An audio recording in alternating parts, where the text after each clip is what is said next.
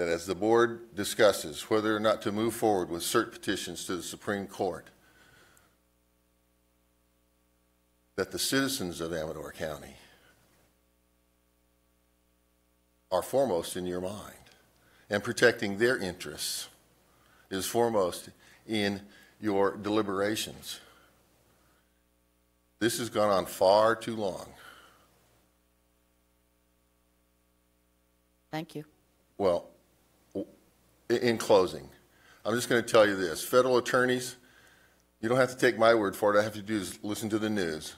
Federal attorneys will tell a judge anything. They will lie in court. They will put anything that they can get away with in a brief. It is time for that to stop. It is time for that. It is time for this board to protect the citizens of this county, myself included, and everyone in this room. For those people who don't come and speak, I would urge you, in the strongest terms, file cert petitions, challenge the federal government on these two issues, because they are wrong on the law, they are wrong on the facts, and they are wrong on the history of both the Buena Vista Rancheria and the Ione Indians. Thank you. Thank you. Thank you, Butch. Anyone else in public matters? Morning. Morning. Morning. I wanted to introduce to you Patrick Kane.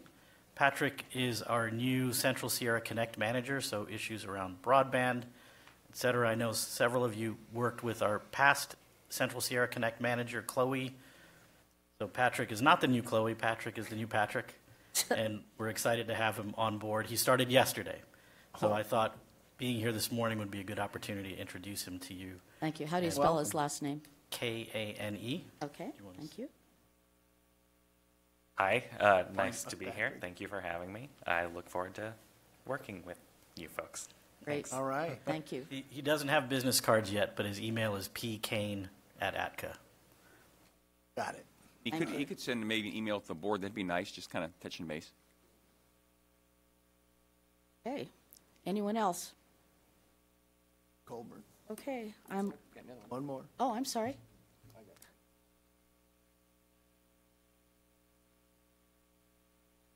Good morning to everyone. Morning. John.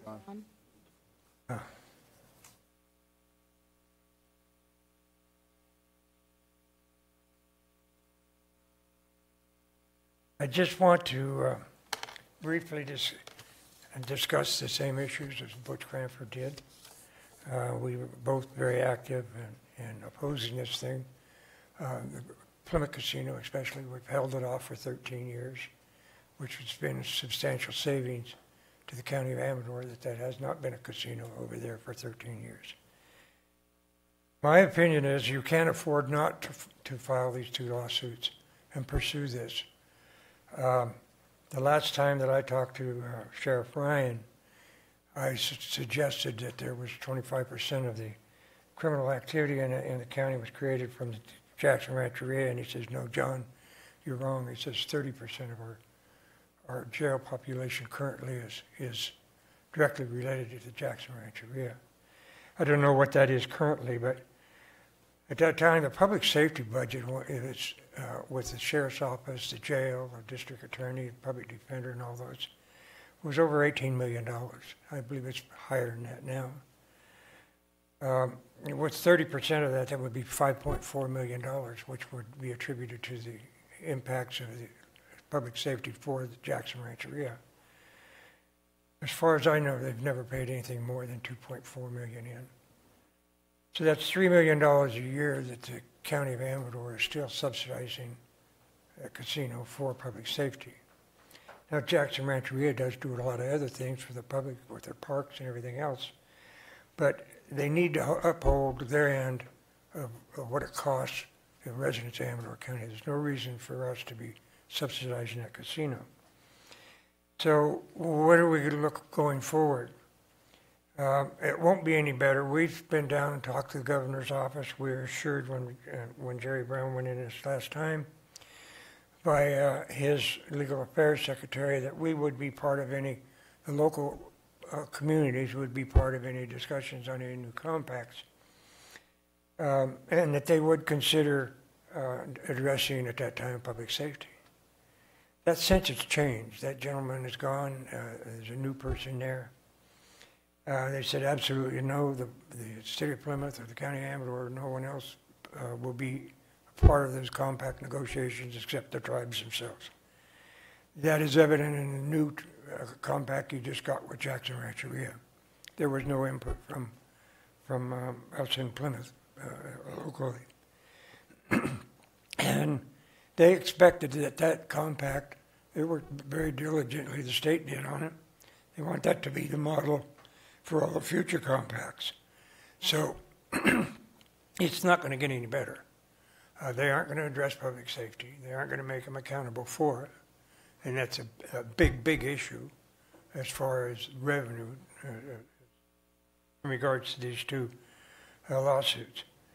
So, like I say, I don't believe you cannot afford not to pursue these because it costs you more money in the long run for public safety and other items. And just the idea of having the crime that comes along with it, the other adverse effects of it, the problem gamblers, the impact on the communities at large, it just doesn't make any sense not to pursue these to the end results. And the results that we have gotten out of the 9th District are ludicrous. And many of the 9th District's opinions have been turned over by the Supreme Court. So I think it's a risk that we have to take, and I hope we move forward with this suits. Thank you. Thank you, John. Thank you, John. Anyone else?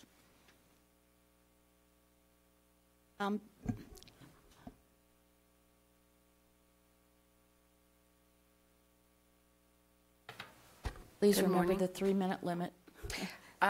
Jill Curran, Friends of Amador County. I just have a question. Can I get clarification on what number 3 is? Anticipated litigation?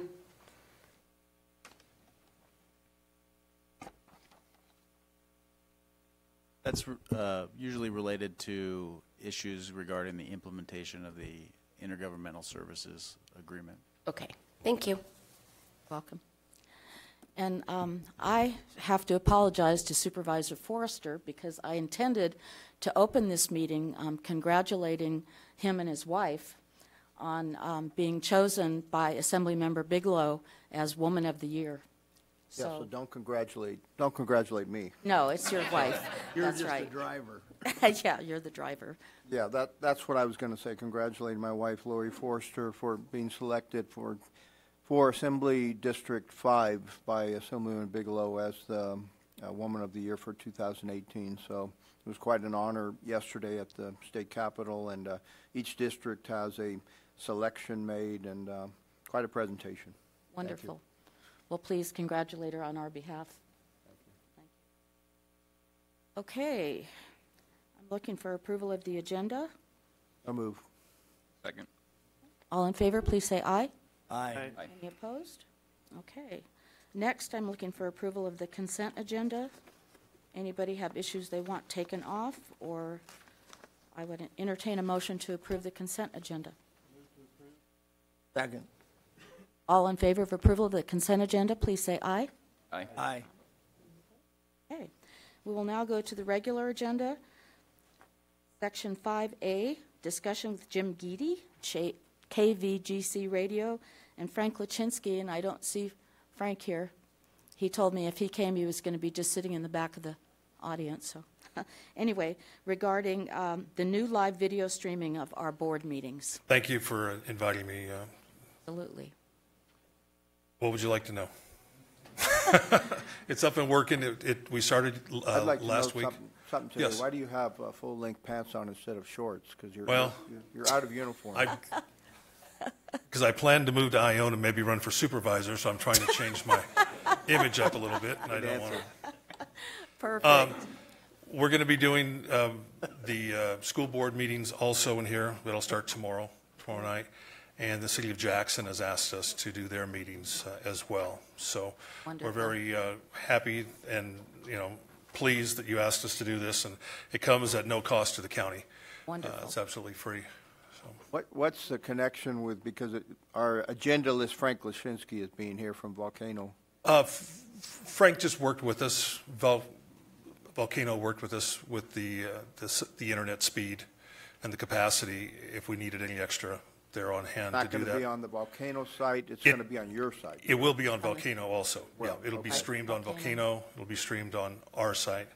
That's what we're working with right now. In fact, I was talking with Jeff White from IT yesterday about that. Just get a raw stream feed that we can send to other entities. They don't have to use Facebook or any other viewer, so they could put it on their cable too. So. Well, I just want to thank you so much. This came about because I'm on many committees with Frank, and I started talking to him about it a few months ago, and he said, well, let me talk to Jim Geedy, and here we are. Well, I'll tell you, you guys have to give a big, Jake back there, Jake's the one that actually makes it. He's the one running the switcher, running the audio, running the different pictures that we get. So, thank you. And last week we didn't have a camera for county council or county administrator, so now we do. So they'll be on camera too. So when they talk, people will be able to see them as well. So. Oh, good. So yeah. You guys have to watch your facial expressions then. Yeah, they're on all the time actually. So, no, they're not.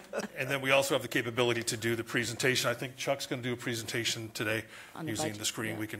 We will do that as well. So. Wonderful. Okay. Any questions from the board? Yeah, I have one more. What's any potential problems that you see right now? I know one discussion area that I looked at or somebody mentioned, it was hard to hear some of the conversation. Is that mainly because people just don't speak into the microphone? Yeah, but the video came, I don't know if you watched the video last week or not, it came out great. It came out better than the audio stream. Wonderful. I don't know why or how, but in just common microphone etiquette, if you're leaning back like this in your chair and you're talking, you can't hear me. And then when you get up right close like this, you can hear everybody. So, but it worked fine last week, and I don't know if it was just everybody was cognizant of it or they just Maybe we need training on that. I'm going to say magic.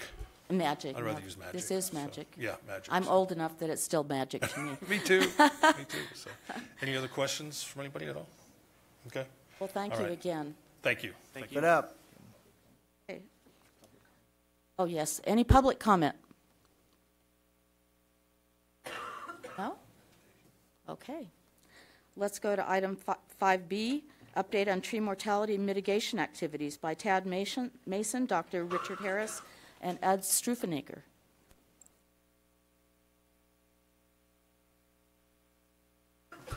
Good morning. I appreciate the warning that we're now on videotape.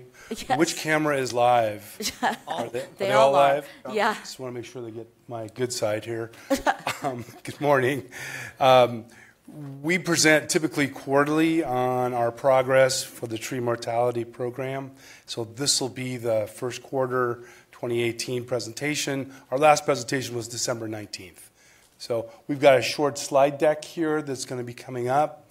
I'll be handing the microphone to Dr. Harris, our project coordinator, for him to take the presentation. I think we've got a clicker somewhere. Oh, there it is.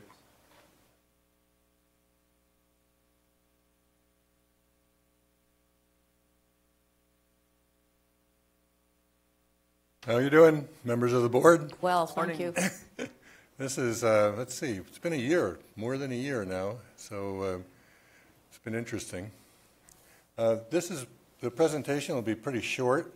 The last presentation we gave, we actually updated you on all of the different activities going on in the county, you know, the Water District and PG&E and the Forest Service and so on.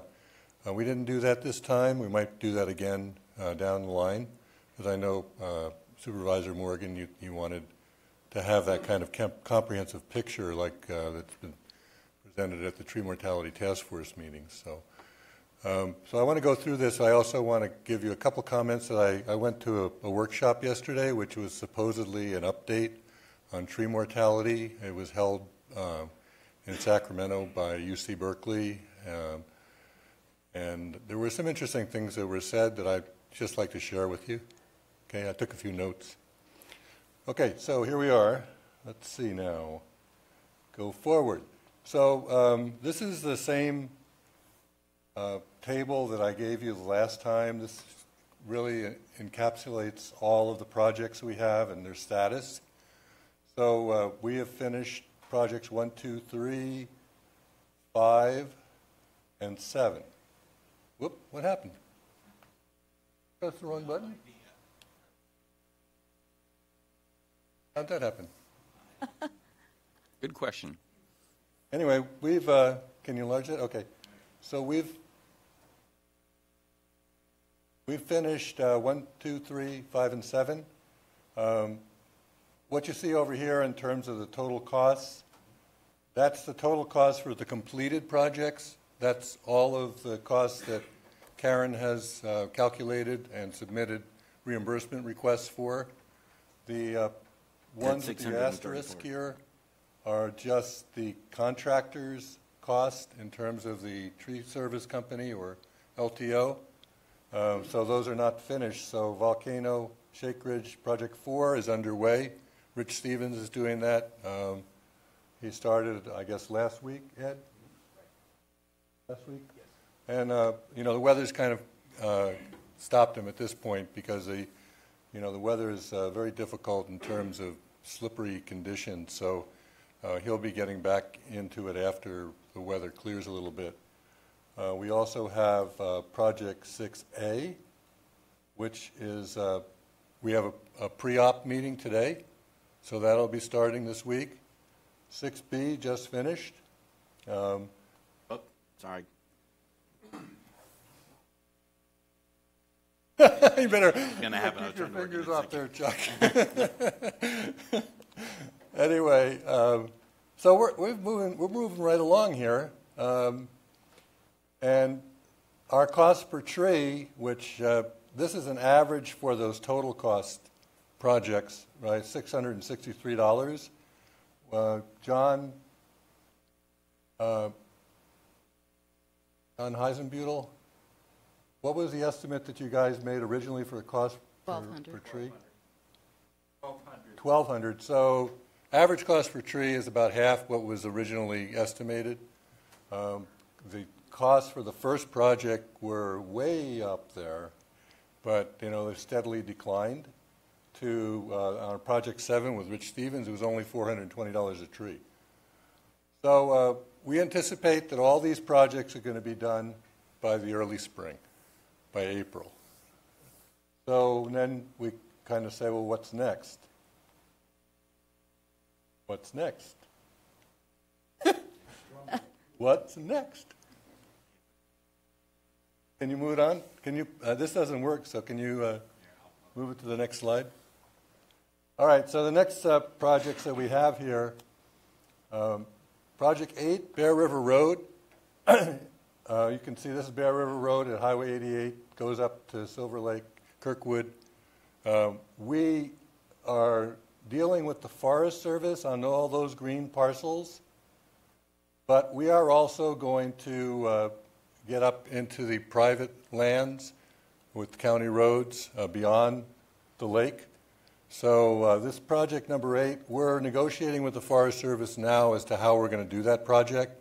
Initially, it was thought that it would be a county project like a timber sale, but actually it's going to be more like a service contract, I hope, so that we don't get into the business of appraising and selling logs, because that's not in our interest at all. Okay, we're not in the we're not in the timbering business. We're in the mitigation business. So, although the Forest Service does that, as you know. Well, what we're trying to do here is we're trying to figure it out with the Forest Service where we will cut the trees, deck the trees, they will sell the trees. Okay, fine. That's what we want to do. Makes sense. That's what they do with PG&E, right? Right. So there's some decks up there that I don't know if they've sold them, but that's what they do with PG&E is they cut the trees, deck the trees, and the Forest Service sells them. Thank you. So we're working on that. Hopefully, after the weather clears, after the snow melts, we'll be out there doing that work. Then we have Project 9. Project 9 consists of all those people that the first time around did not send their right of entry forms in. And so there's 184 of those folks. I also have a group of 20 that have, sent in their forms, but could not be assigned to a project because they came in too late.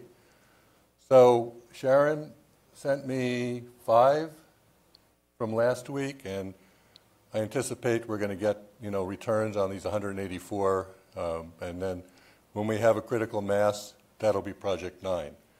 Project 9 is basically scattered all over the county. And that's kind of like our Project 6, too. I mean, they're sort of scattered. They're not concentrated in one location. And then Project 10, oh, by the way, we have done some promotion on this. And so we've sent out op-ed pieces on behalf of Chuck, and they've appeared. And John told me today that those actually have appeared. We have some press releases that have gone out. We're trying to do our best, to stir people up to send their forms in.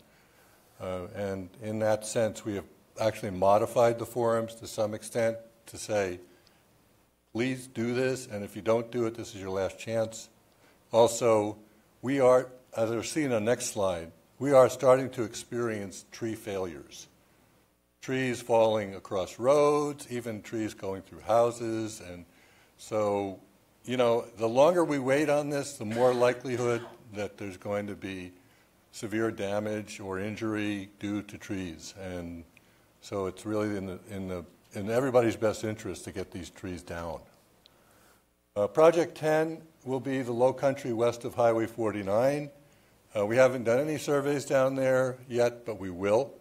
And I even got a call yesterday from someone in Ione asking, well, when are you going to be over here?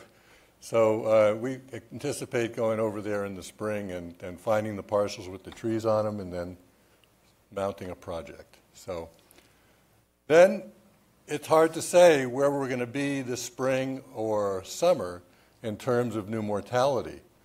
One of the comments I'll make based on what I saw yesterday was that the mortality that was observed in 2017 in Ponderosa Pine is substantially lower than it was in previous years.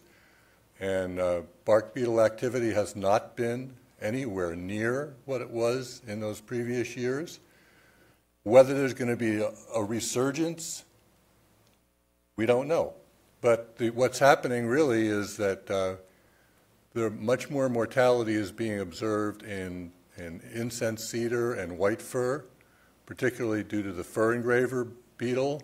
And we have seen this, of course, and SPI has told us about what they have seen. And so, we just don't know what to expect. But the way the beetle populations run is there's going to be a flight in May, there'll be a flight in August, there'll be a flight in September, October. It's kind of 3 peaks like that. And then the mortality usually follows in about 6 weeks after the flights. So let's keep our fingers crossed that in July we don't see a resurgence of dead bark beetle killed trees. Another little thing that came out of yesterday, which I just sort of sprinkle in here, is that the forest pest specialists at the Forest Service were saying that if the precipitation is less than 80% of normal, that one would expect a upsurge in the bark beetle activity. So let's keep our fingers crossed that these late rains bring us up. I don't know where we are relative to normal at this point. 37%. 37%. So, keep your fingers crossed that these late rains and snows are going to bring us up close to where we were last year. That would be great. Okay. So moving on. Whoops. Go back. So I have to say, Project 6B and Project 7 were really trippy because there were some really, really hazardous trees to remove. Things like trees that right on cut banks like this, trees that were really in various stages of failure. And a lot of trees, I wouldn't say a lot of trees, but there's been a substantial number of trees that have actually just fallen over on their own. By the time we get there, they're already down. So, so this is what we're worried about. Is we're worried about this kind of these imminent hazards.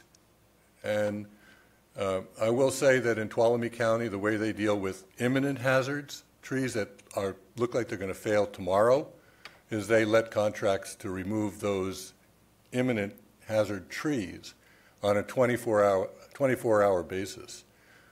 We haven't gone that direction. We're hoping that we get these trees before, they fail, but we are seeing trees failing and going across the road. And Ed sent me a picture yesterday where he had gone out and actually with his handsaw had cut up a tree that had fallen across the road. So your fingers crossed on that as well, that we don't have, we really have a problem. We haven't had, any serious injuries yet, no collisions, but hopefully that's not going to happen. All right, so reimbursement, I thought I'd talk about this a little bit. The county's submitted requests for reimbursement to OES for projects 1, 2, 3, and 5, and 7 and 6B are going to be going in within the, I think, is Karen? So did 7 go in? Not yet, right? So we're providing the documentation to Karen for 7 and 6B, so those will be submitted in the next week or two. Is the state pretty good about sending a check? Well, as soon as they, I'm being a little facetious in asking that. Yeah, so the request for reimbursement 5 still pending, right? Or did they mail the check?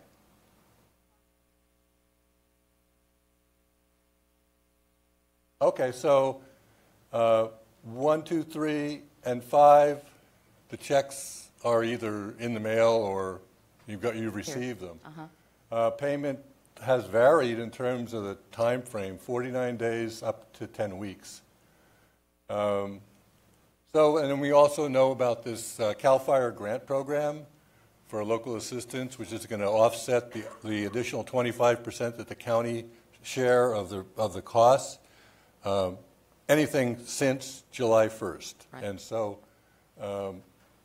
Karen's going to be submitting the request for that 25% for projects 3 and 5 as soon as she gets the actual contract back. You got the contract? No, not we. Karen, why don't you come up to the mic, please? I will say that... you need to be on camera, Okay. Karen Sketchinosi, Budget Director. We mailed our signed contract in 3 weeks ago. We're just waiting for Caltrans to get it, or CAL FIRE to get it back to us now. So as soon as we do that, then we can start submitting reimbursement for 3, 5, 3 and 5, and then we should be getting the other 2 back from Cal OES. Yeah, 7 and 6.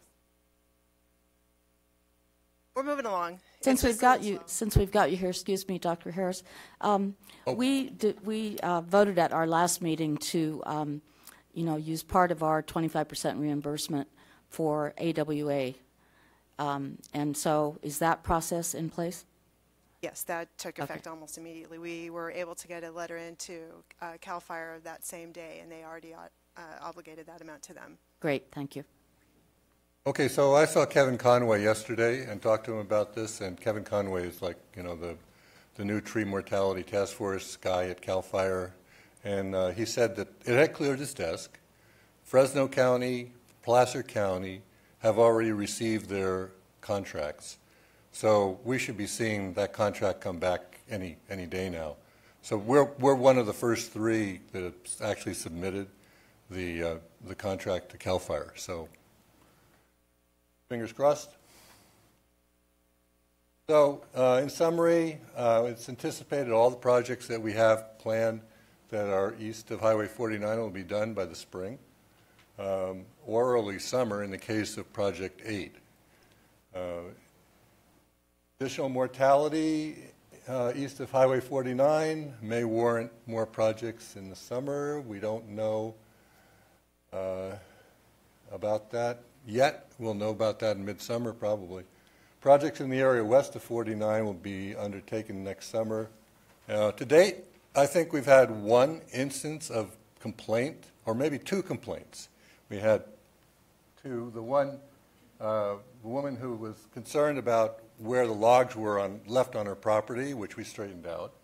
Then we had another complaint about a tree going through a fence, which Ed actually got the loggers to fix it, but then he actually even did it better to make it even better for the owner, because they were running cows on the property, and they were concerned about the fence.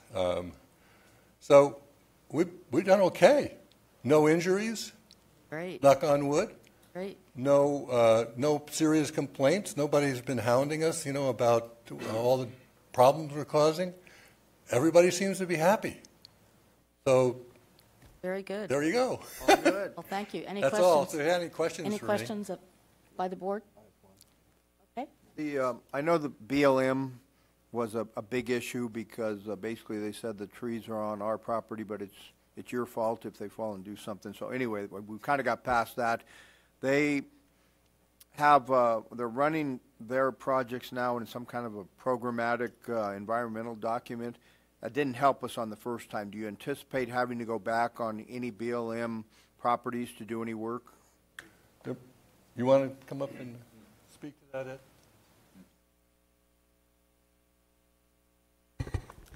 Good morning, board members. Ed Strufenegger, registered professional forester, working with Tad and Richard on this project.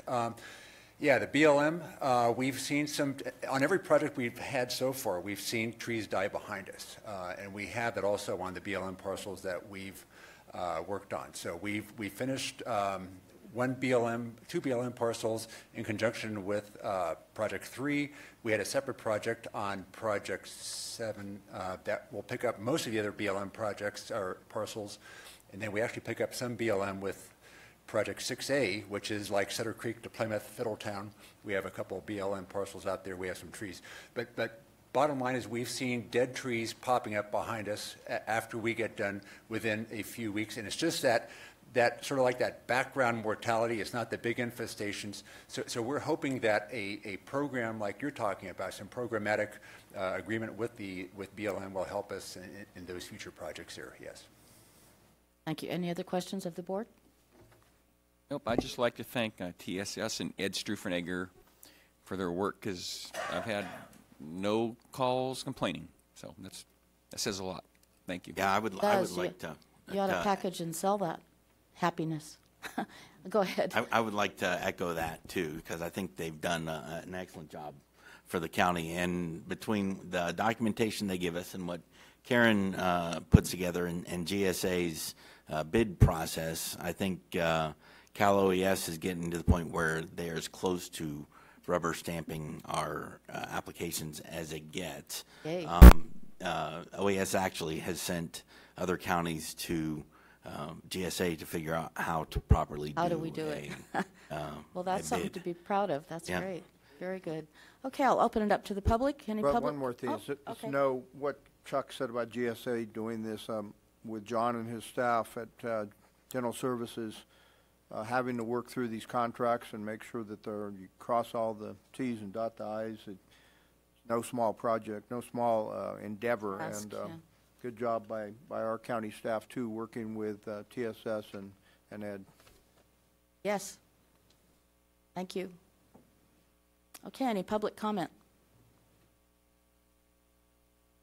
Thank you very much. Appreciate what you're doing. And I haven't sent any customers to you recently, Dr. Harrison. Sent me one. What was that? Oh, yeah, it was PG&E. Yeah, it was a PG&E. I've got to deal with PG&E. I went out to that road, and it is a mess. This shouldn't get around, but I know who the go-to person is at PG&E now. So when you got a call like that, I refer them to that person who is guiding the work in the field. I just tell them, don't tell them where you got the phone number. Well, they have my phone number, so. We are video streaming now, Richard. So yeah, exactly. Probably not watching. Okay, let's go to item 5C, Request by ATCA, Amador Tuolumne Community Action Agency, to increase annual JPA fees paid by Amador County from $16,000 per year to $40,000 per year, beginning in fiscal year 18-19. Thank you for the opportunity to come and speak to you. A little background. The Amador Board of Supervisors has been a consistent supporter of ATCA's in this funding since its inception approximately 30 years ago. I think it's important to note that the funding has never changed. It hasn't increased or decreased.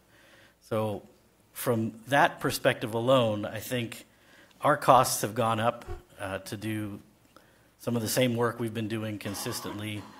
And in the current climate, some of our revenues are going down, and where that begins to be a problem is around the issue of indirect admin expenses in relation to particular grant funds that come to us that directly benefit residents of Amador County.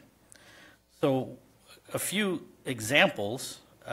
We fielded in 2017 in our Jackson office 3,104 walk-ins or phone calls that resulted in client services, either by us or connecting them with another agency in the community that served folks.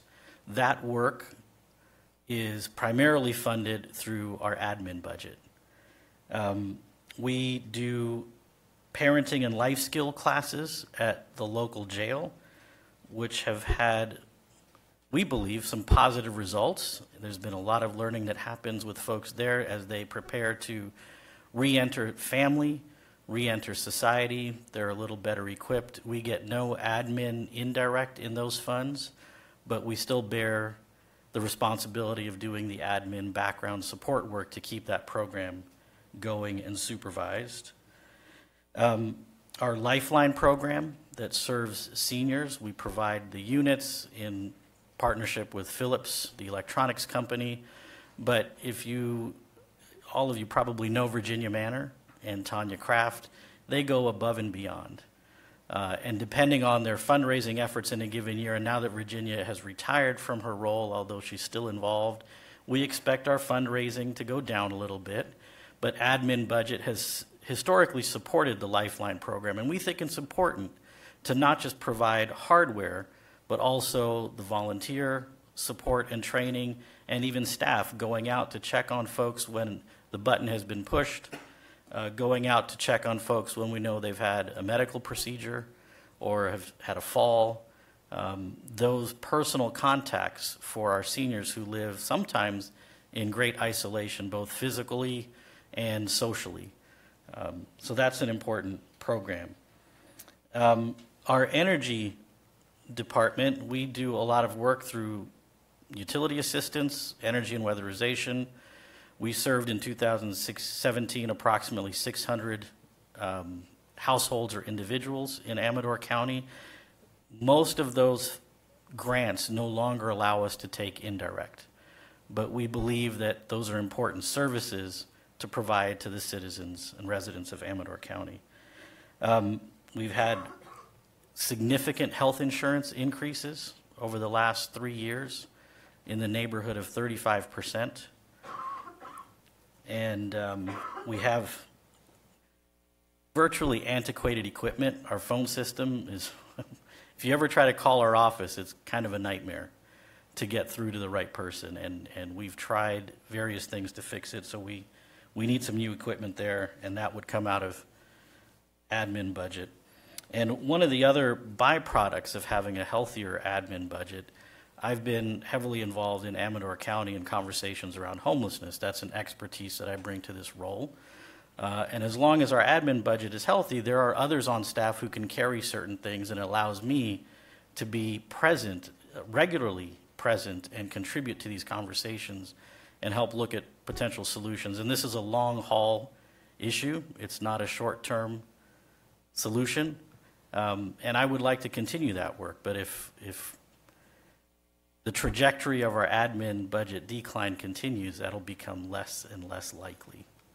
So that's a hopefully a snapshot as to why this is important. This increase won't solve all of our troubles, but it will be an important and reliable piece in helping us secure some base funding to continue to do the work that we've been doing in Amador. And I think you shared with us that you're also asking for an increase or have asked for it from Tuolumne County. That's correct. Okay. That's correct. And we've tried to be proportional. Yes. We do provide more services in Tuolumne County, and our service numbers are a little higher there, partly because of population. Right. So we've asked them for more of an increase. Questions of the board? Raj, Yes. to your knowledge, have you ever, ADCA ever applied to increase the fees and been turned down, or is In Amador County? Yeah. No, sir. no? So this is the first. This is the request. first time. Okay, thank you. Supervisor Forrester? Just have two things, Raj. It says in the second to last paragraph, enclosed is a simple set of data that highlights the programs and services, and we don't have that in our package, so I'd like to see that. Or do you have it, copies for everyone? Just happen to have one right here. Okay. Thank you. And I guess the second question is, say that Tuolumne County fees, you've approached them to take their fees up to $50,000. That's correct. And Amador fees would be $40,000. Correct. I'm looking at the population of the counties, and these are 2015 numbers, but it can't be too far off. But Tuolumne County has almost 20,000 more people than Amador County. So it appears to me that maybe we should be paying less, they should be paying more, or they should be just be paying more. If we're going to pay 40, seems like 50 is a little bit on the short side for Tuolumne. And the primary reason, I can't say it's the entire reason that we factored this into it, is our jail project and the Lifeline program do not exist in Tuolumne County. And these are two programs that rely pretty heavily on our admin budget to stay functioning at the levels they currently are functioning at. I'd like to see a little more documentation on that, just to see, so I can see in my mind that we're receiving that much more service in areas than Tuolumne to justify because their population is so much bigger. So just for me, I'd like to see a little more documentation. What does Amador get? What does Tuolumne get? Is there that big of a difference? I realize one thing you just said, but I'd like to see that. And would it be, it would seem that the raw population data is one thing, and then the numbers served Right. would probably be the more relevant set of data. It would be, yes. And I think that's what would help if Definitely you would. actually see the raw data for number of clients served in each area. So I don't think I have a problem with this, but I would like to see that data so that I can rationalize it in my mind too, making a decision like this. Although, I'd have a go ahead. question. I have a question too. Like, doesn't Amador Lifeline bring in an awful lot of its own funding? They do their own fundraising. That's correct. And one of the things we're anticipating with the recent retirement of Virginia Manor, who's been really the driving force of fundraising for Lifeline, we expect some of those fundraising dollars to take a dip. But we don't want the service to be compromised in the short term, and it would be good to have a stronger admin budget that we can help backfill while we're developing new strategies with the Lifeline staff on fundraising. Virginia's still willing to help as a volunteer and community member, but we can't expect her to help indefinitely. Yeah, Supervisor Forrester, I remember seeing some data on the populations 55 and above, and actually Amador seems to be the highest when you look in the Tri-County region, or certainly comparable compared to Tuolumne County. So I think as you move south, there's fewer and fewer, or that population above 55, the number of retirees tends to go down. So we have I guess a much larger percentage. So that might increase a lot of the. And I'm not questioning your memory, but yeah. I'm not questioning Raj. It's just if we're going to make a decision to make a decision to increase the level by this much, I would just like to have the documentation before me to satisfy my concern. So what I'm hearing here, if the rest of the board is in agreement, is I think we'd like to put this decision forward to our next meeting. If you, I assume you can have it to us for the next meeting. When is the next meeting? It's the 27th, I believe. 7th, you'll I be think there. we can manage that. Hopefully you'll be there. That would be great. And I just have to tell you, with my academic background with economics, I look at 30 years, this kind of increase. I'd love to see an inflation factor applied to that $16,000, and it could be lots more than 40. At 3%. Chuck, what does our budget situation look like? Well, you're talking about the request for 18-19, so that we could, if Right. the board directed it, we would wrap it into the budget we're working on right now. So, Back in cramper style? so to and speak? I would say no. I think we can work it without. It's going to come out of the board's discretionary funds. So, Well, then you won't have enough. I don't think we have enough there. I'm kidding. No, I think we can work it in there at this point in time. We'll talk about the budget in just a few Well, minutes. I thought maybe past board members might have to contribute too.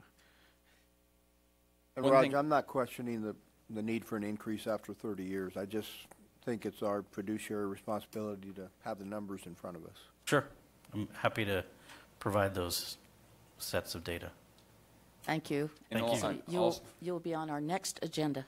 Go ahead. Also, what Chairperson Morgan said as far as inflationary factors and looking at those in comparing programs, I think if you look at some of our other duties we perform as a board, I mean, like take the roads and put an inflationary factor in there, I think we're probably lacking there too.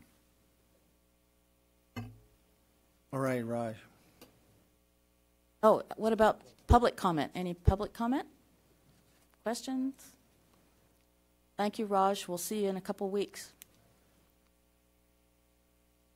Okay, let's go to agenda item 5D, Common Ground Senior Services, presentation by Elizabeth Thompson, or her representative, regarding the home delivered meals program, and to request the funds in the budget be released, the 17-18 budget. Good morning. Morning. Kathy Topol, Common Ground Senior Services.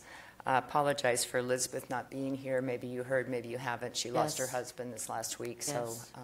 Please give her our condolences. I will do so. Yes. So in your board packet, you had our report. Is there any questions on that before we go forward?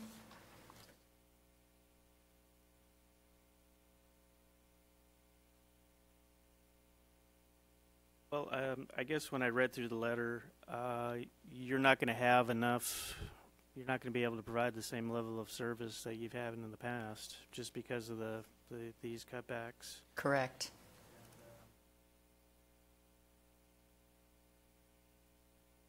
Is there any way to really?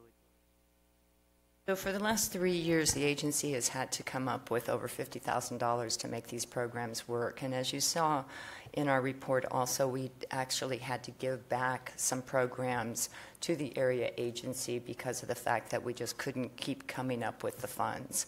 And so what we're looking at doing for this upcoming fiscal year is that we will begin serving frozen meals instead of the hot daily home delivered meals. And that'll be weekly. They will receive frozens. As I just heard from ADCA, as you can tell, not only do the admin funds have been decreasing or not increasing, but with our food cost, our fuel cost, minimum wage cost, everything is just continuing to go up, and we just can't keep up with the cost. So in order to do this, I would also like to ask today that, Common Ground be increased back to the $15,000 that we were getting from the Amador County before 2009 or 10, I believe. And then, thanks to Mr. Annetto, we got it up to, I think, $11,000 last year. And we definitely could use any funds that you could give to us for these programs. They're in critical need of help. They really are. Have you, oh, I'm sorry, go ahead. Senior Foundation.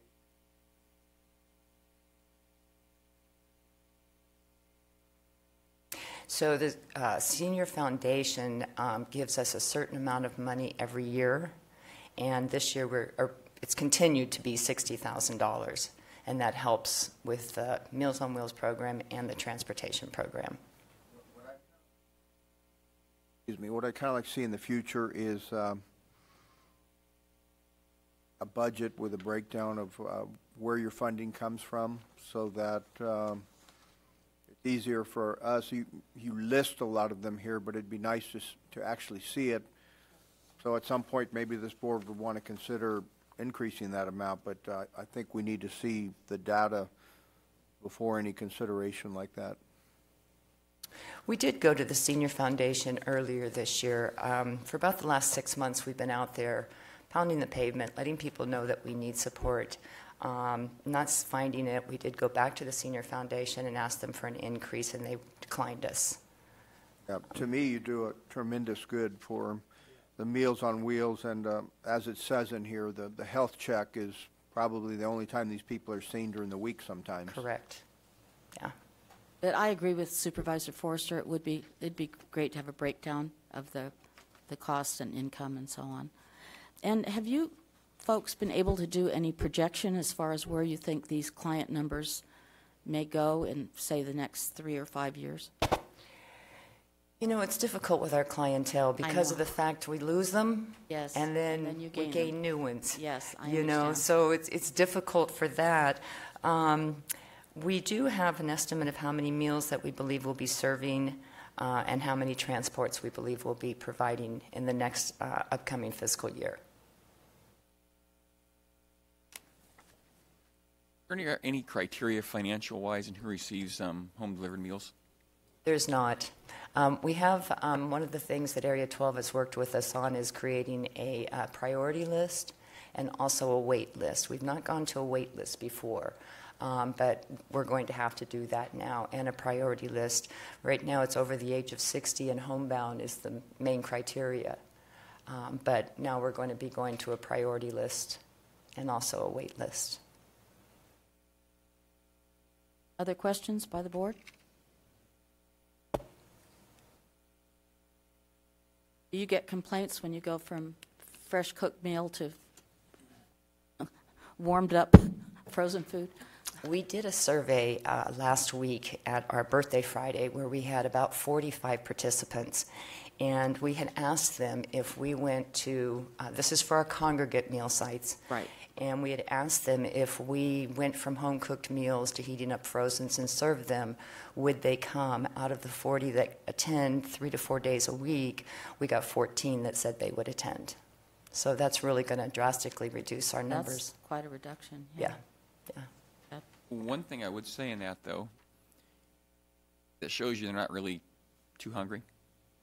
I mean, if you're hungry, you don't care if it's a hot meal or a cold meal. You'll go there and you eat it and say it was fine. I mean, I've been hungry a few times in my life. I know one time I hate relish, and I was in the mountains with my dad, and Dad wasn't much on bringing lunch, and it got really late, so it was no lunch, no dinner, and that relish was really good. And I hate relish. Yeah. The other thing I'd like to let you guys know about is that May 4th is our annual fundraiser, which is our Miss Senior Beauty Pageant. If you haven't attended it, I know you have. If you haven't attended it, I'd like to encourage you to attend it. It's our #1 fundraiser of the year. It's at the Jackson Rancheria. It starts at 5 p.m., and it's a hoot. My favorite part is the swimsuit contest. Yes, I appreciate that. But I don't believe you said the date. May 4th. May 4th, okay. Yes. I missed it. Ms. Thompson, does the food bank contribute any food deliveries to any of the people that Meals on Wheels would serve?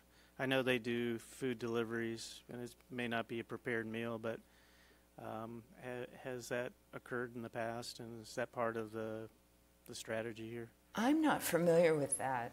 Do you know, Dusty, the food bank delivers?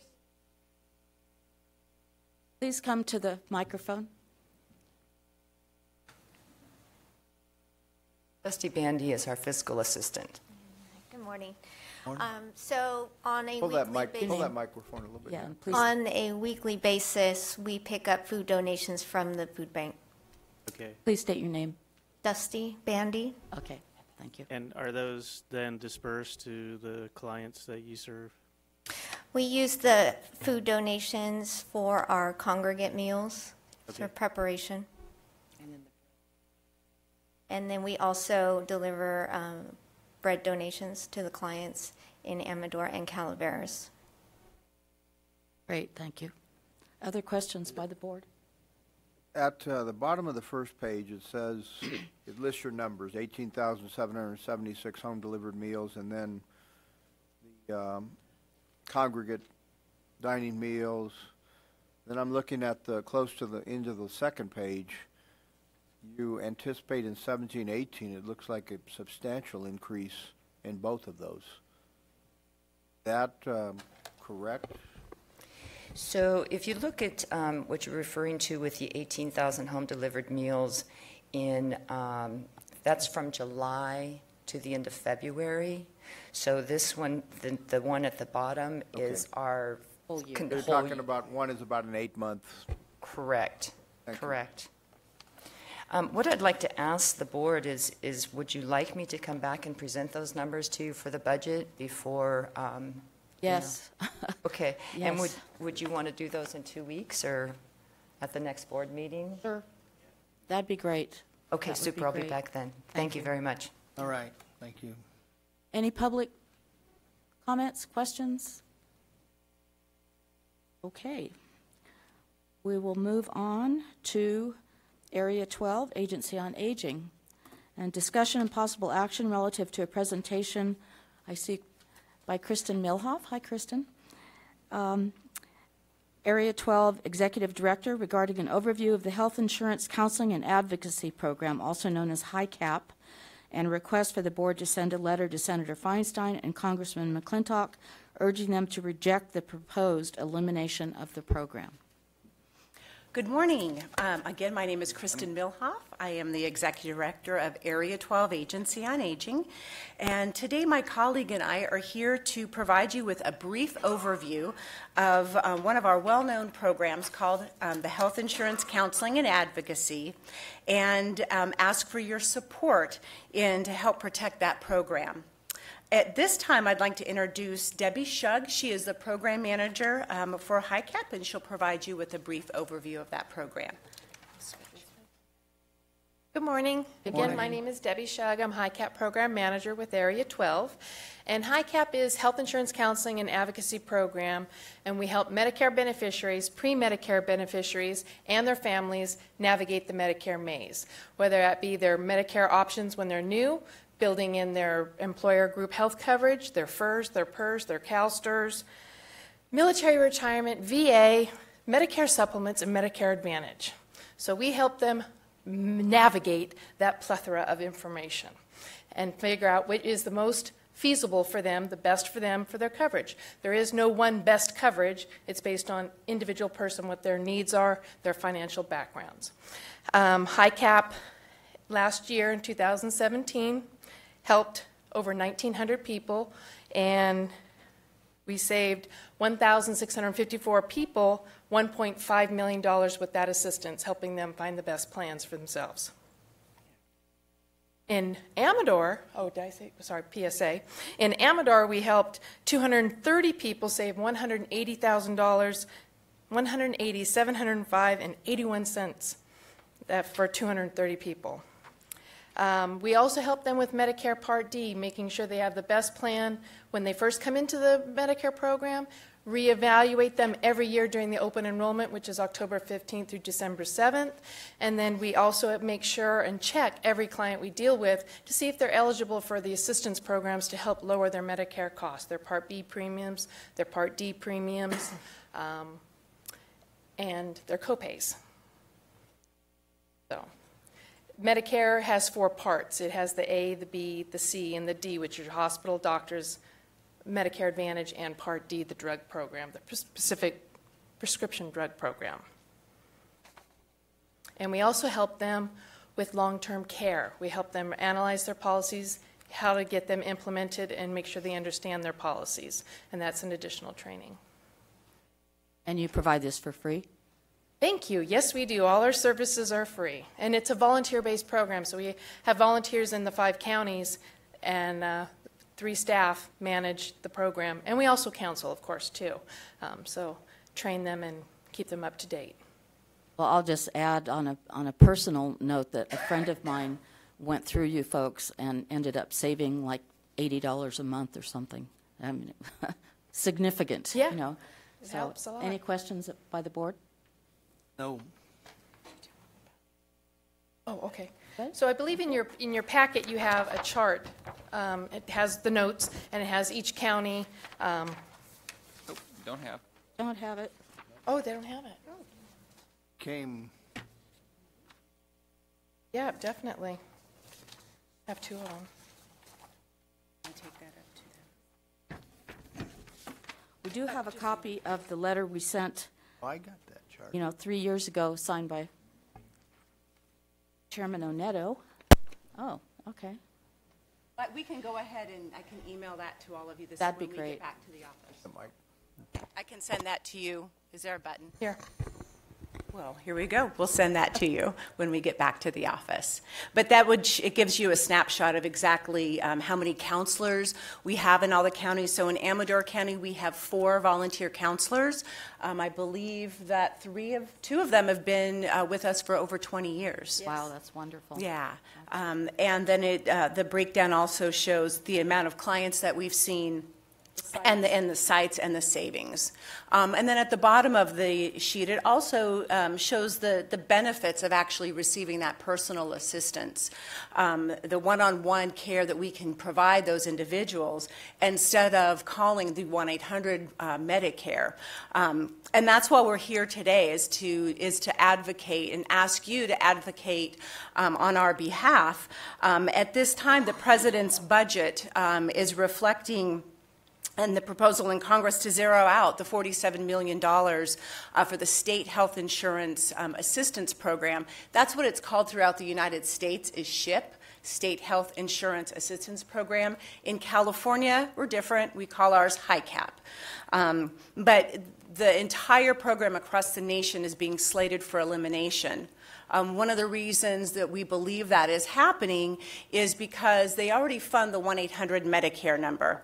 So their feeling is that people have an option. They can call 1-800 Medicare.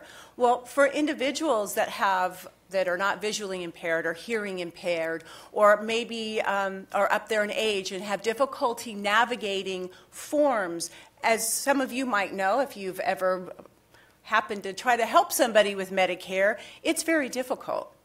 So the one-on-one assistance can provide them, like Debbie said, we can assist them with all the information that they receive when they turn 65, or they were taken by ambulance and it's being denied. We can help them with those denial claims. And most of the time, we can get those paid for them.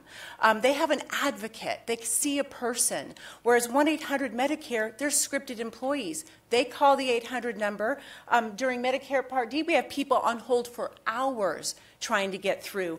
We tell them to call at midnight because that's when the call volume is so low that they might actually get through. But they won't advocate for them like we do. And so that's why we're here today, is to ask you to please send a letter urging Senator Feinstein, Congressman McClintock, and Senator Kamala Harris, and urge them to reject the proposed cuts. Questions by the board?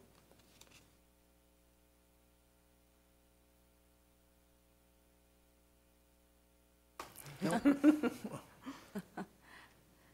Oh, Frank's got one. Oh, Go. Frank? I'm sorry. No, I did not have a question. Oh. You were holding You're you were just holding holding your your glasses glasses, up. sorry. Oh, okay. Sorry. I do have a question. What's your cost to do the 5-county area to provide the service? There is, you mean how much funding we actually get from the state of California and the federal government? Federal government was, gosh, $60,000, $70,000? Yes. $70,000 from the federal government, and then we also have a state fund. We get some state funds also based on the Medicare Advantage enrollments. So $2 goes into a fund for every Medicare Advantage enrollment, and that is used to help with the California high cap. So roughly how much is that approximately, do you know? Into that fund, no, I do not know, into the state fund. But how much we get federal and state, I want to say we get 60 Fed and we get 120 state. About 180,000 total in? Mm-hmm. Give or take. Thank you. Other board questions? Questions from the public?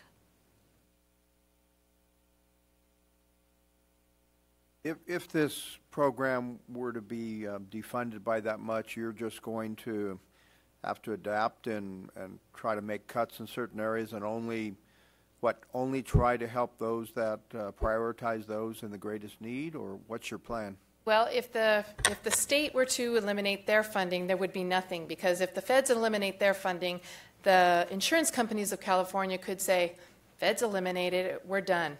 We're not paying anymore. Let's say the state stays in place and the Fed. So if the state stays in place, we've asked the state what it looks like, but it'll be a much smaller capability, meaning it'd be a lot smaller. We still do the exact same work we're doing, and I heard you use the word prioritize.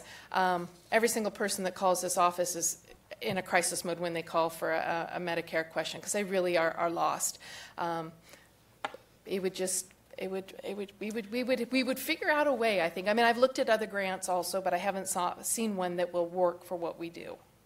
So Richard, more than likely, we would eliminate 2 full-time staff and keep Debbie. And depending on how much we received from the state, she might go from full-time to part-time. But we would just have to, it's one of those things we're waiting and seeing. We're on continuing resolution number 5. The federal government still has not passed a 2018 budget yet.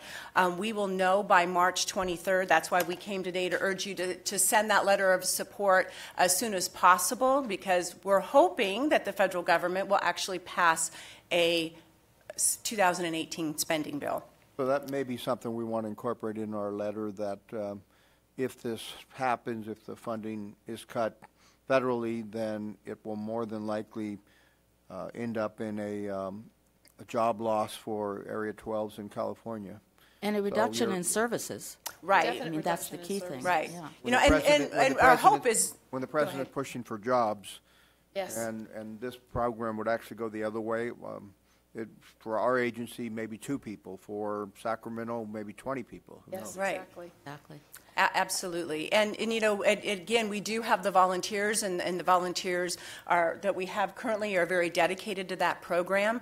But it would be the amount and the volume that we could have coming through that door that we would be able to help. So we would do our very best with what we had. Thank you. I have a member of the public I see here that would like to speak. Gary Raynell, a country resident. In public venues, I've heard a number of people speak about having gone to the high cap to talk about Medicare and the various benefits and what would be the most cost-effective service for them. And everyone has really said this program was extremely beneficial to them. Having gone through a lot of this with my parents when we started taking over assisting them with a lot of their medical issues. It is quite a morass of insurance companies and benefit programs to look through. It was very difficult, very time consuming. And to have a service like this is a very refreshing thing to find, so that you have some personal assistance and advocacy is both really helpful. And I'm sure you all know, in a county like ours with an aging population, having that kind of one-on-one contact with individuals is eliminates so much frustration that you have waiting in phone trees to find the right part of the phone tree and get to somebody that can actually help you.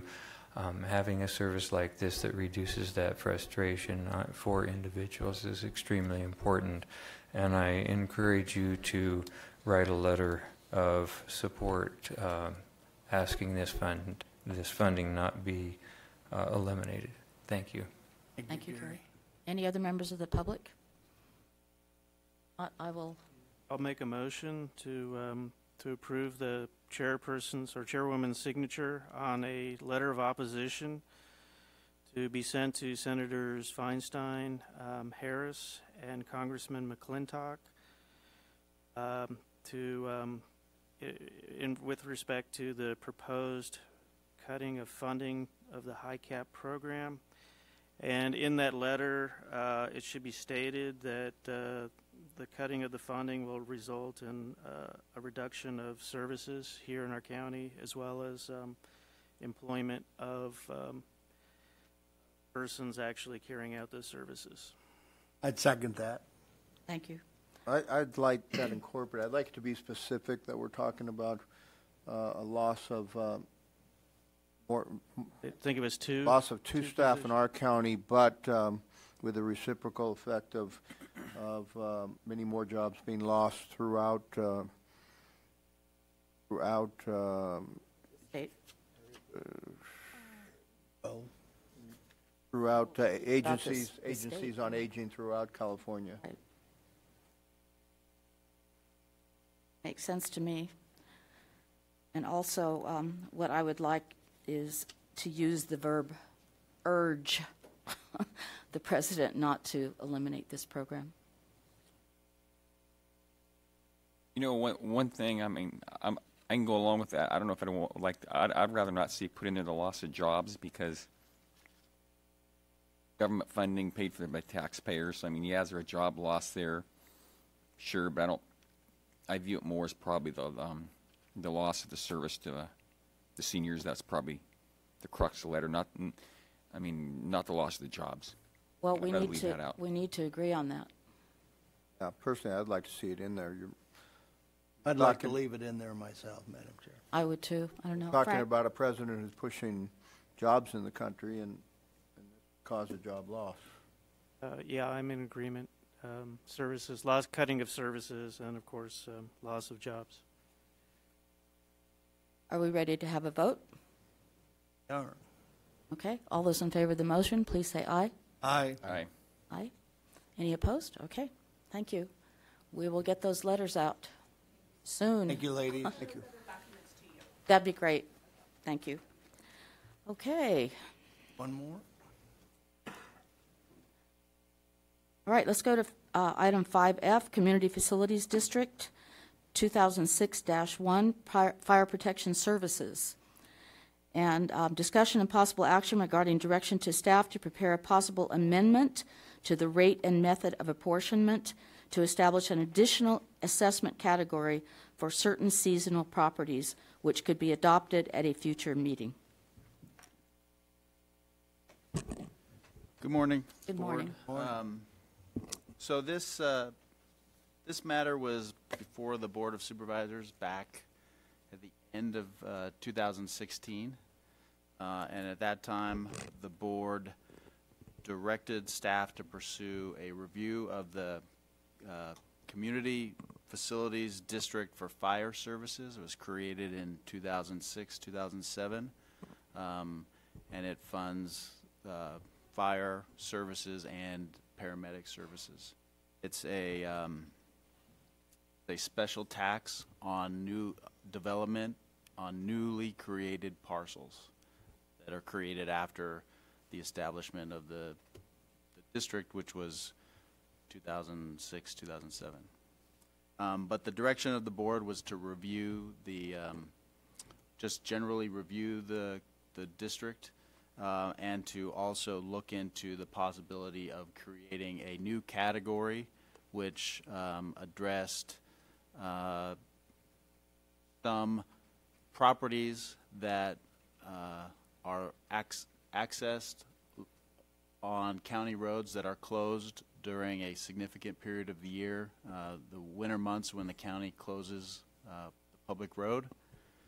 And so this staff memo includes sort of excerpts from the opinion that we got from an outside attorney that reviewed the CFD, and then found that they determined that the CFD was created properly in accordance with all the requirements, and also that the board could create a new category if it chose to do so, as long as it was the fee that went with it was less than the maximum fee that was set. So that you can't raise a fee, but you can create a new category of a lower fee. And that they also indicated that the best time for the board to make such a change, if it wanted to, was during an annexation, and you can basically amend the rate methodology, rate of assessment and apportionment of the fee of the tax itself, and you do that by resolution at the time of a next annexation. And I don't believe they've done an annexation since the board last considered this in 2016, but my understanding is that they are preparing to put together the next round of annexations. So if the board is inclined to pursue this new category, this matter was put on to give direction to staff to sort of draft something. It was heard by the administrative committee last week, and they recommended to create a new category for these county roads, county-maintained public roads that are closed during winter. And in terms of the fee that would get assessed, they wanted it lowered in proportion to the amount of months that it was closed. So that's sort of, you have a draft. So you have what in the staff report is included what the attorneys put together, and so I took their language and sort of applied it to our RMA and included the specific language about the roads that would be the properties that would fit into this other category. So these proposed fee changes are on Table 1, are listed in Table 1?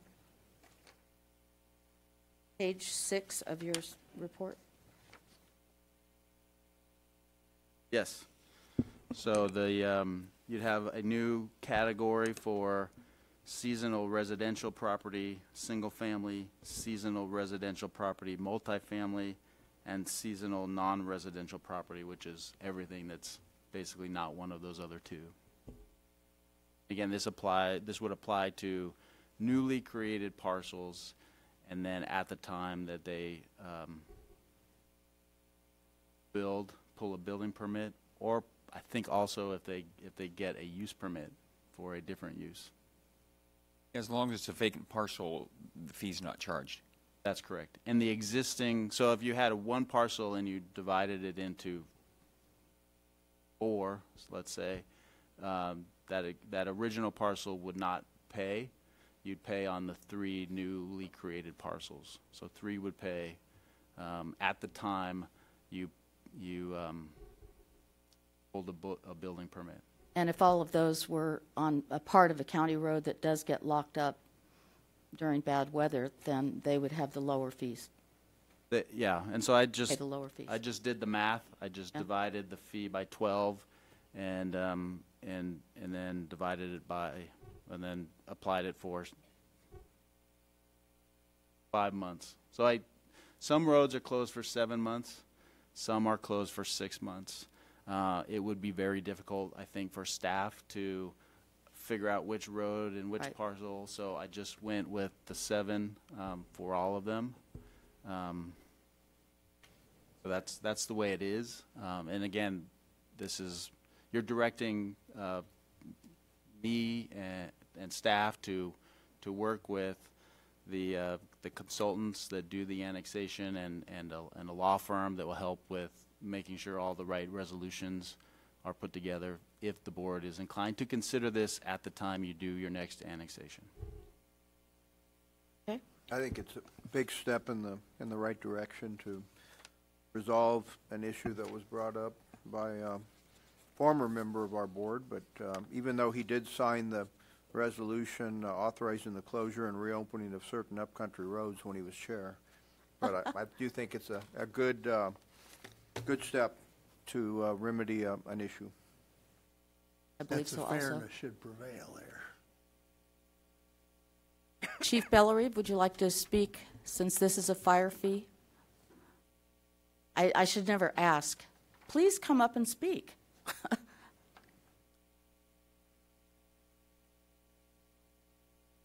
Good morning, Dave Bellerive, Fire Chief, Amador Fire Protection District. I actually agree with Supervisor Forrester with it is probably in the right direction. Even though those roads are closed, we will still respond. If we get a report of a fire, we're going to respond. Now, whether or not we make it to that structure or not, we're going to respond. But okay. I think it is definitely a fair way of doing the CFD. The only question I have, and I guess I can refer that to County Council, is my thought was when you do a lot split, that one lot becomes 4, that APN number is no longer valid, and it becomes 4 properties, and all 4 are in the CFD. But I'm not sure if that's my understanding. So I'm not sure if that's does not matter to me. I just want to make sure that we're doing it the way we're supposed to be doing it. I hadn't heard that before. I'm not sure that, because you're only creating, in that example, 3 new parcels. Correct. So it wouldn't. I don't believe that you capture that what was existing parcel. I don't know how you track it, but it would be only the new parcels. Okay. But we can look at it. Yeah, I would like to look at that before we. And Okay. the other thing is that we will be doing an annexation probably within the next month and a half or so. Oh, really? Okay. So we were kind of waiting to see what happens with this decision. Okay. That's all I have. Any questions for me? No, thank you. No. Thank you. Members of the public? Yes, I was planning on it. It's hard to think of you as a member of the public, John, but I know, you know. I know, but believe me, I'm thoroughly entrenched as being a member of the public now. Okay. Yeah, I attended the admin meeting, John Plass, public Thank you. member. Thank you. Should sign in, I guess. I attended the admin meeting the other day, and in review of not only the agenda material for the admin committee, but also staff recommendation pursuant to direction given in the admin committee, I think this is a rational repair to an issue that is embedded in a community facilities district that's questionable, but this, I think, is a good solution to scenarios where property owners are locked out by the very entity that's taxing them for this service. I would also like to call attention to County Council's earlier comments that it is the creation of new parcels that are subject to this annexation into the CFD. That's the way it was originally conveyed to me. So that you start with an existing parcel, you reduce the size of that existing parcel and create, in my case, 2 new parcels. And so those 2 new parcels are subject to the CFD, not the remainder parcel that was the original. That I went down to get signed up for these upcoming annexations, and staff of the fire agency informed me that that is not the case, that they annex the entirety and the boundaries, if you will, of the existing parcel, and thereby subjecting the remainder or existing parcel to inclusion in the CFD as well. And it's never the way it was explained to me. I went down and talked to Planning Commission after that, because that's who originally explained it to me, was Planning Department, and compared it to a lot split subject to the Subdivision Map Act. And you all probably know that in the Subdivision and Map Act, if you create 5 or more parcels, then you're subject to the provisions of the Subdivision Map Act. But if you only create 4 or fewer parcels, you're not. Well, the way those parcels are counted is the way I've just described. When you take the entirety and reduce the size of the parcel and create 4 new, you actually end up with 5 parcels, but you've only created 4 new parcels, and therefore you're not subject to the Subdivision Map Act. I believe this is supposed to be conducted the same way, but that was not the way I was informed by staff at AFPD. So I'd like the board to clarify that, and so that only the newly created parcels are required to be annexed into the CFD, not the original. We'll rely on county We'll have council. that answer for that would you be at great. the time That would you be great. consider the annexation. Thank you. Thank you. Thank you. Thanks, Any other John. members of the public like to comment on this?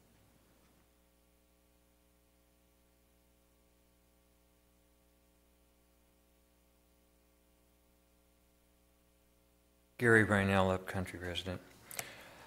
I understand that changing rates it's not an unreasonable thing to do. As always, the devil's in the details.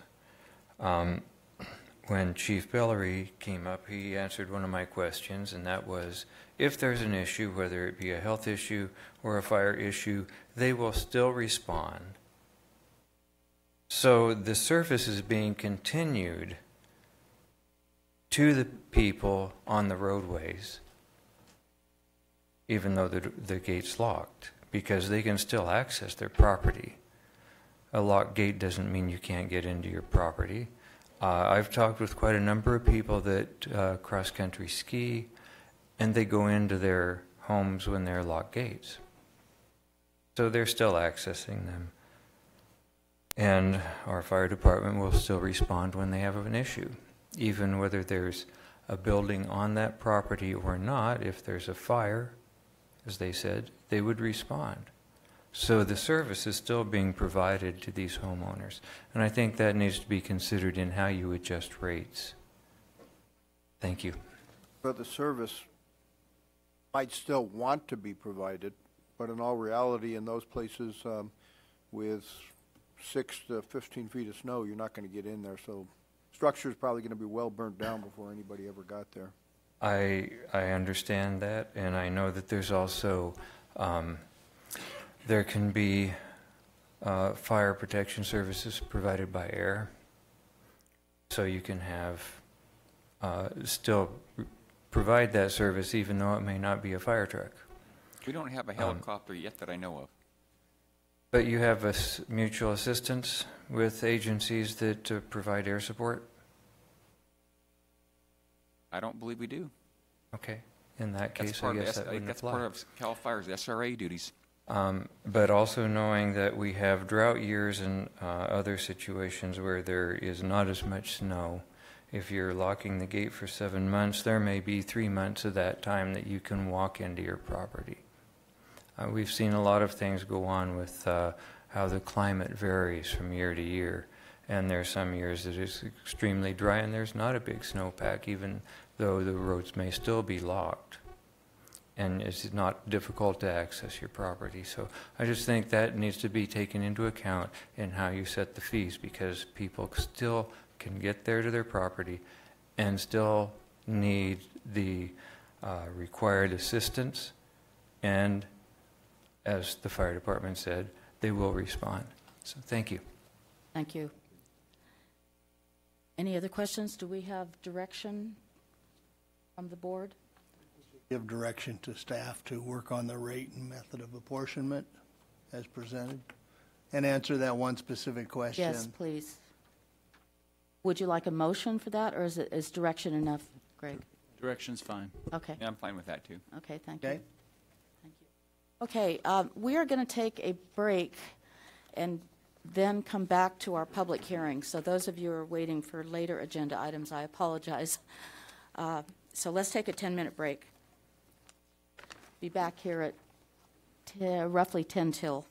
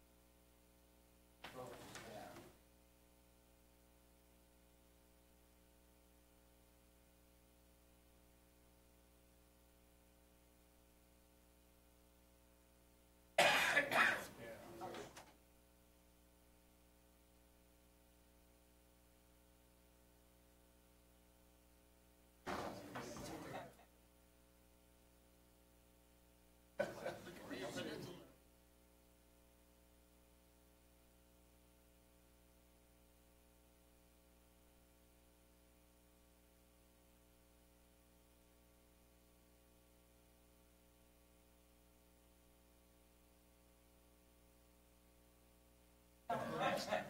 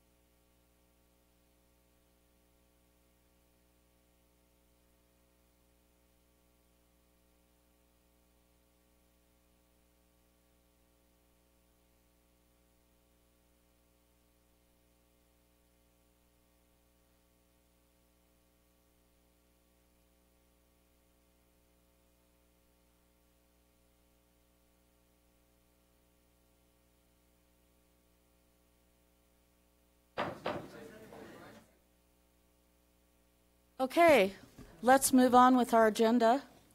We are on the public hearing, which was scheduled for 10:30, so we're a little late.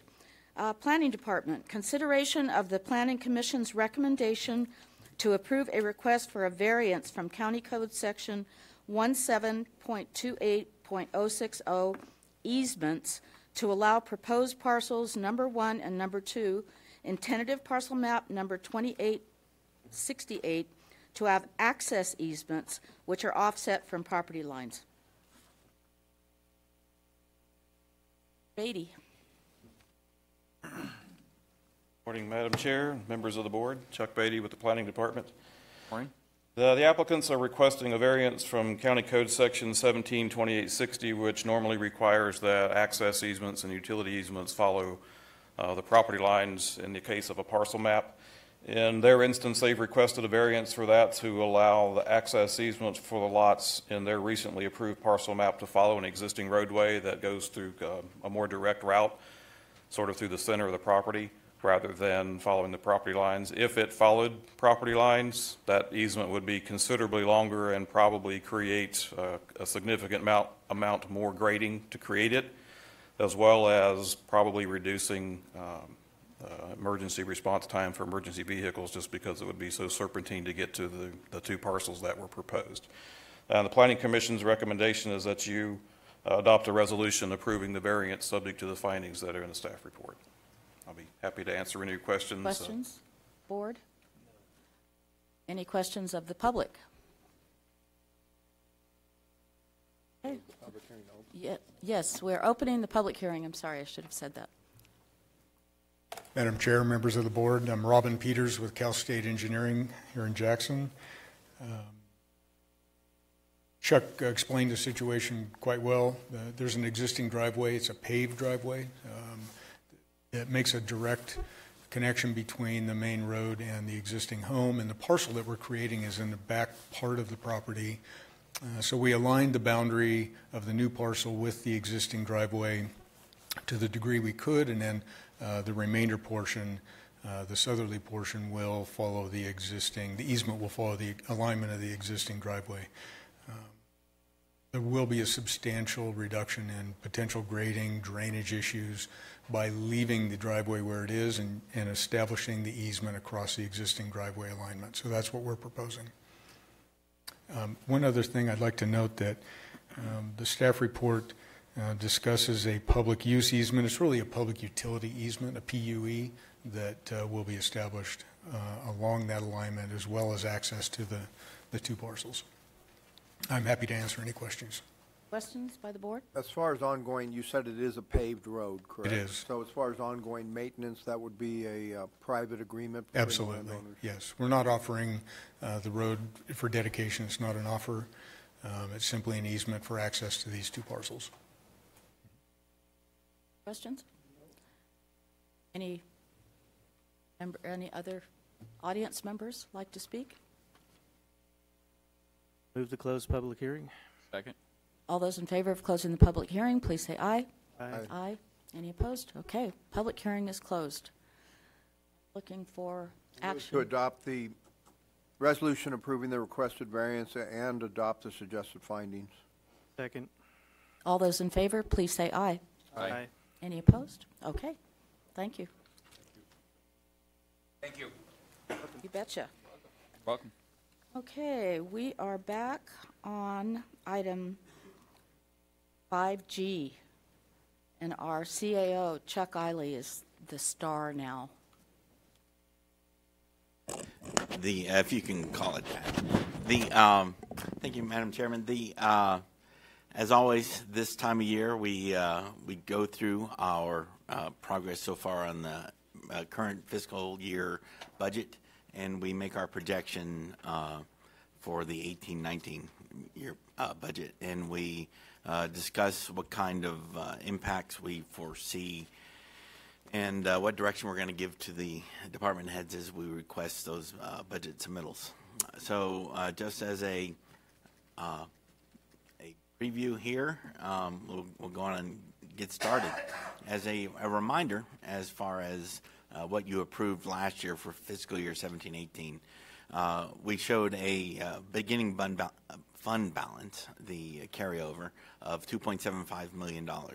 We also added in 1.14 from reserves to mostly to cover the public works projects that we had. Those were not for operating expenses. Those were special projects, and which gave us a total budget of $40.3 million with our regular revenues of $36.4 million.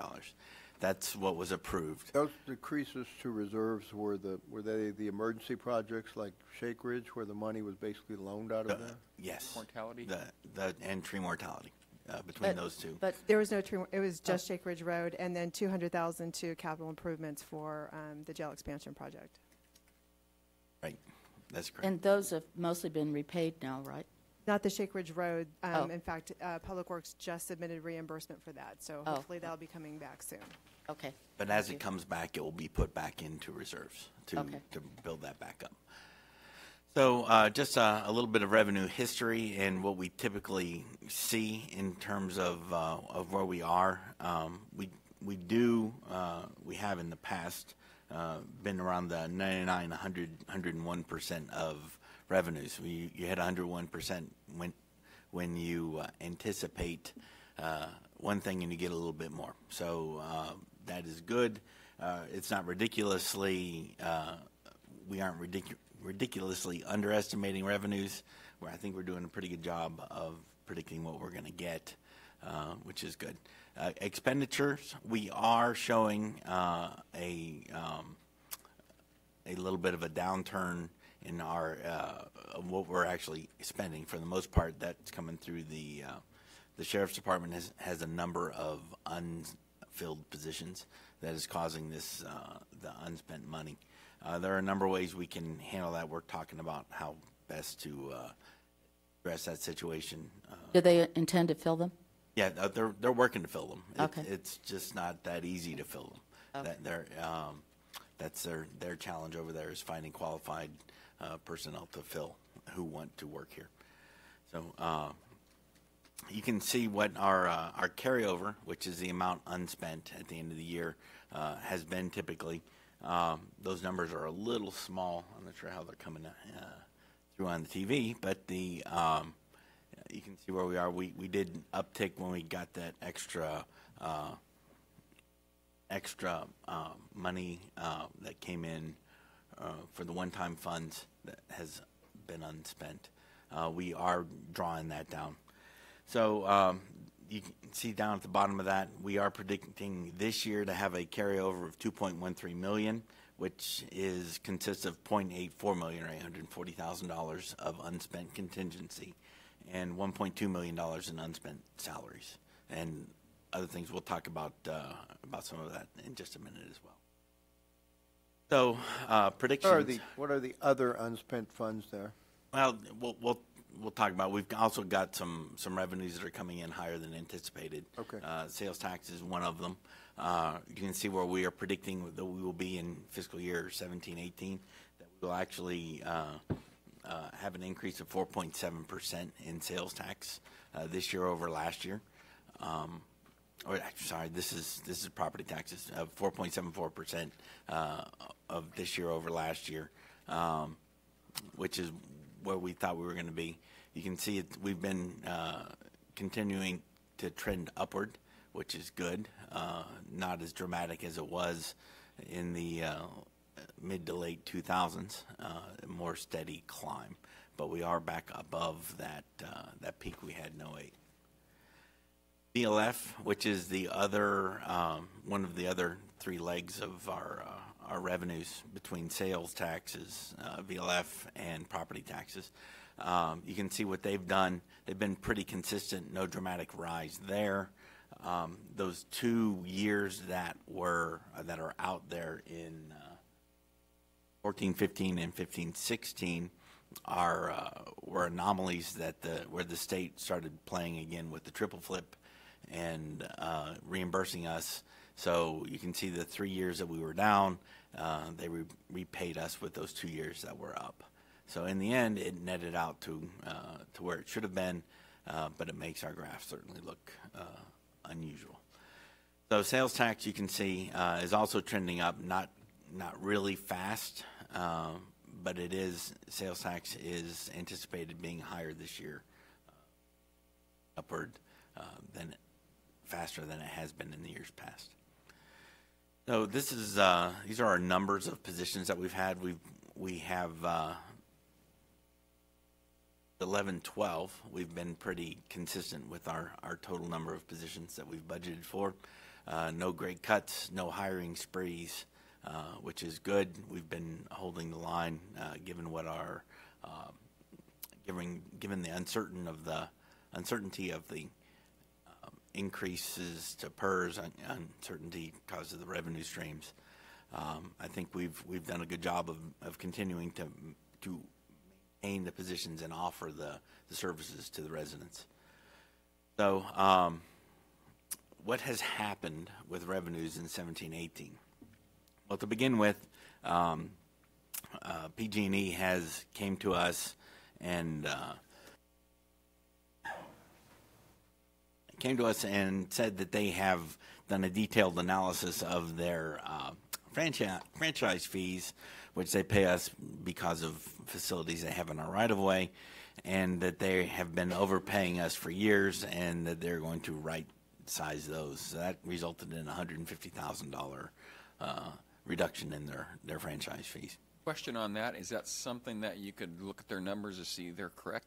We can, but they've taken they've put all of their facilities on the GIS, and they are pretty accurate. I think they have been sloppy in years past in identifying what they were paying us, and yes, I think they're correct.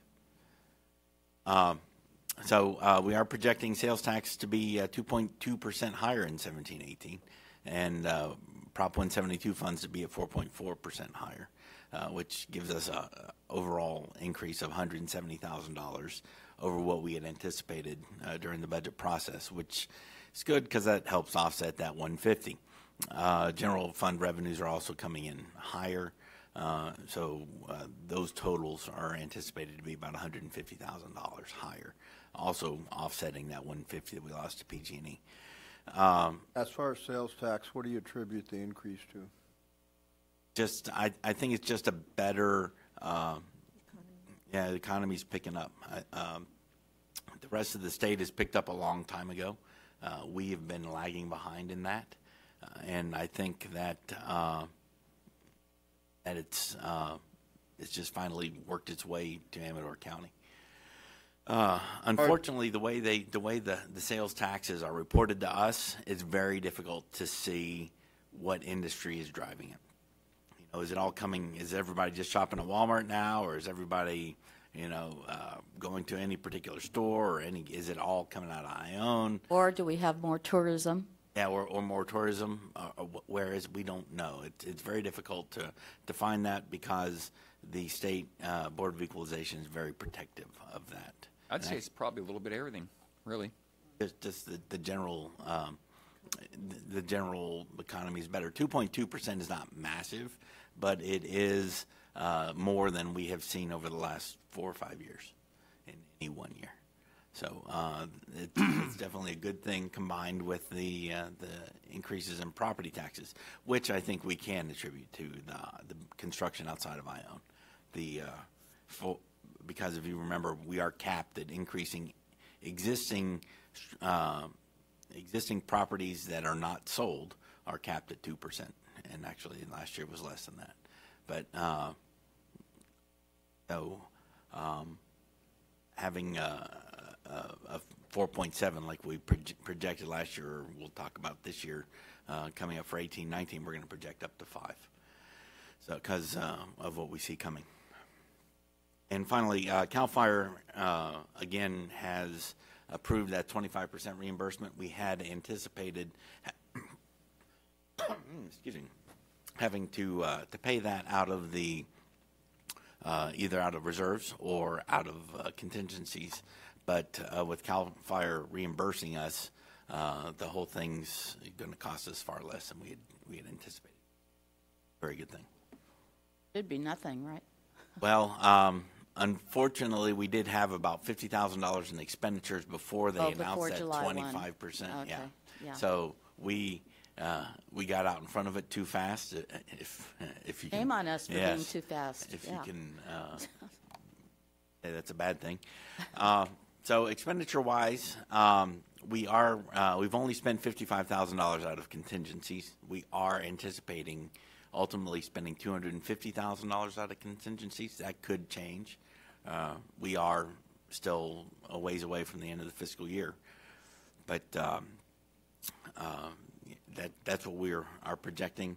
We still are projecting, which I mentioned earlier, at $1.2 million in savings due to vacant positions, and expenditure-wise, the final impacts of wage increases due to the negotiations with the various labor units it's unknown because we haven't finished them. But we are projecting them somewhere right around $500,000. That we have anticipated coming out of the Teeter Fund accounts of excess tax loss reserve. We'll talk more about that fund in a little bit because I've got another proposal for you in that regard. So going forward to 18-19, we are projecting that fund balance to be at $2.13 million. We are estimating property taxes to be at 4.5%. We've debated between 4.5 and 5, and right now we've got it at 4.5.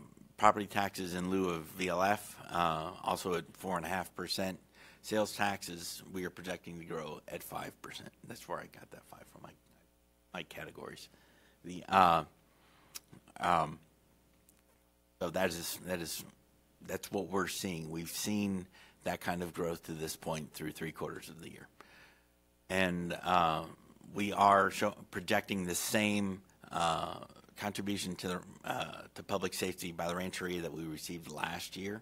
So it's increased because we didn't spend all of last year's contribution. Public safety, the probation, the DA, and the sheriff's office agreed to hold on to those increases. And so we've taken that money that we held last year and wrapped it into this year's budget, which has helped us avoid a deficit, or a significant deficit. We're still showing a little bit of one. All other general fund revenues are the same as 17-18.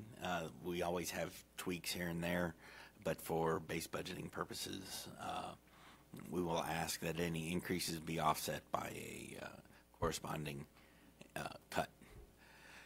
So expenditure-wise, wages are showing a $510,000 higher than 17-18. Those are those increases we had talked about before.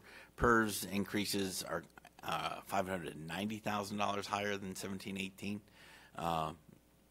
and health insurance costs are expected to go up 5% for safety, 4% for all others. Our contingency is set at $1.2 million, which is at 3% of total expenditure, which is where the board had stated we should be. Before last year, we were at about 2.8. This year, we're at the full 3%. And we are also anticipating a $200,000 increase in public defender costs. Not sure whether that's going to be through a direct negotiated contract or through a bid, but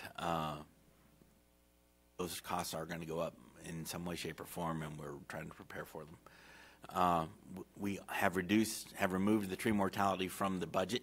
We do anticipate either it will be wrapped up this fiscal year or the money we've got budgeted this fiscal year will be encumbered and then spent in next fiscal year.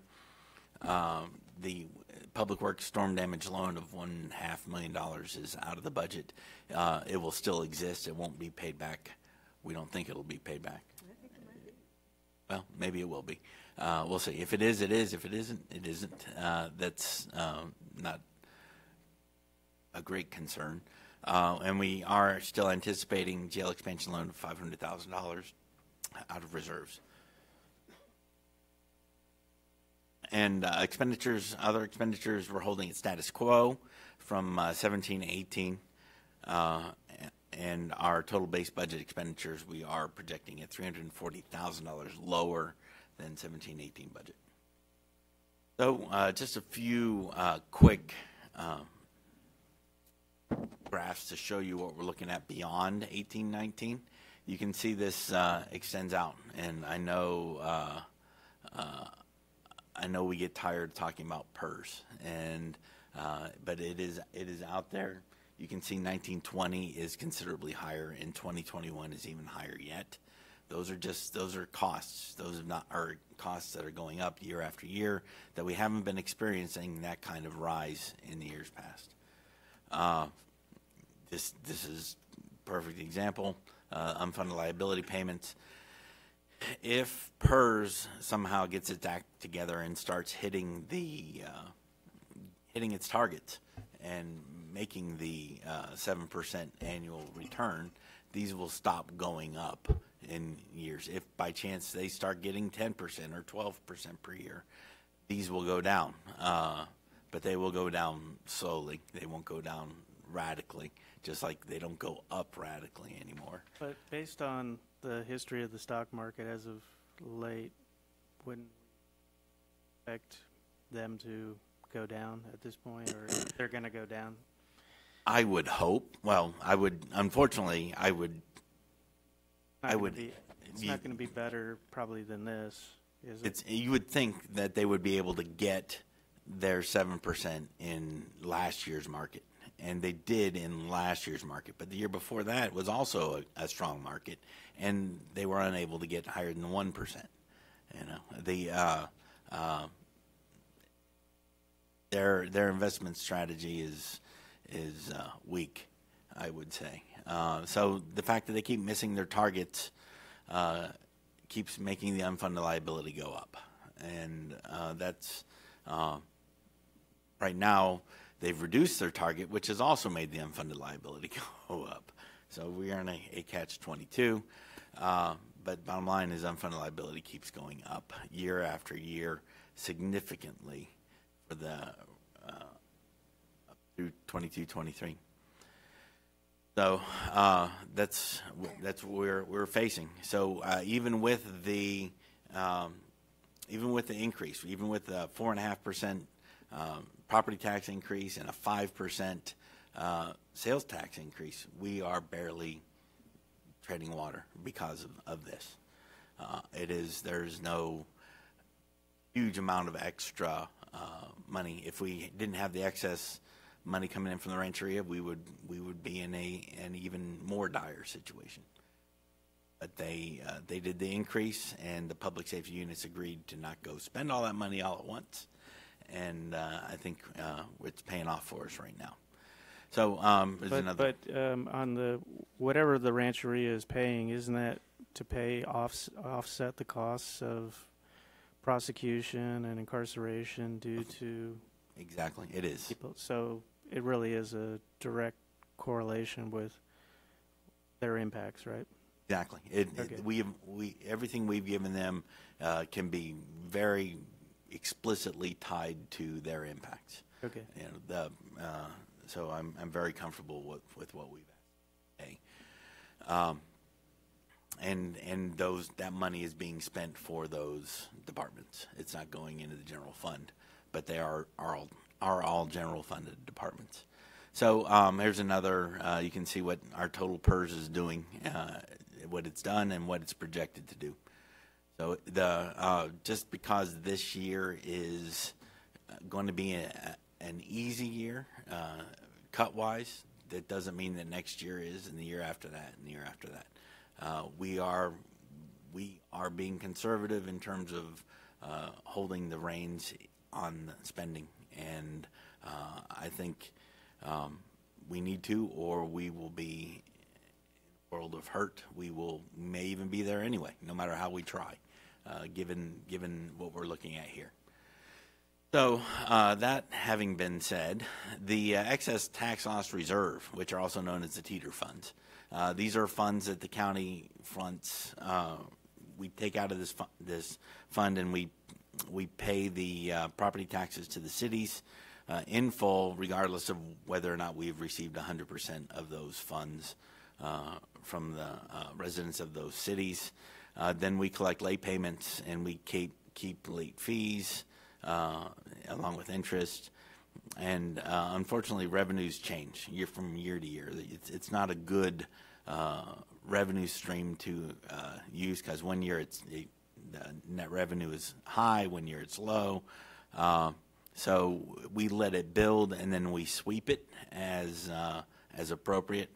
And what I'm recommending right now is that we sweep it now and take $600,000 out of it and transfer it to the road fund, so that we can use that money in the same manner that we are getting the SB1 funds.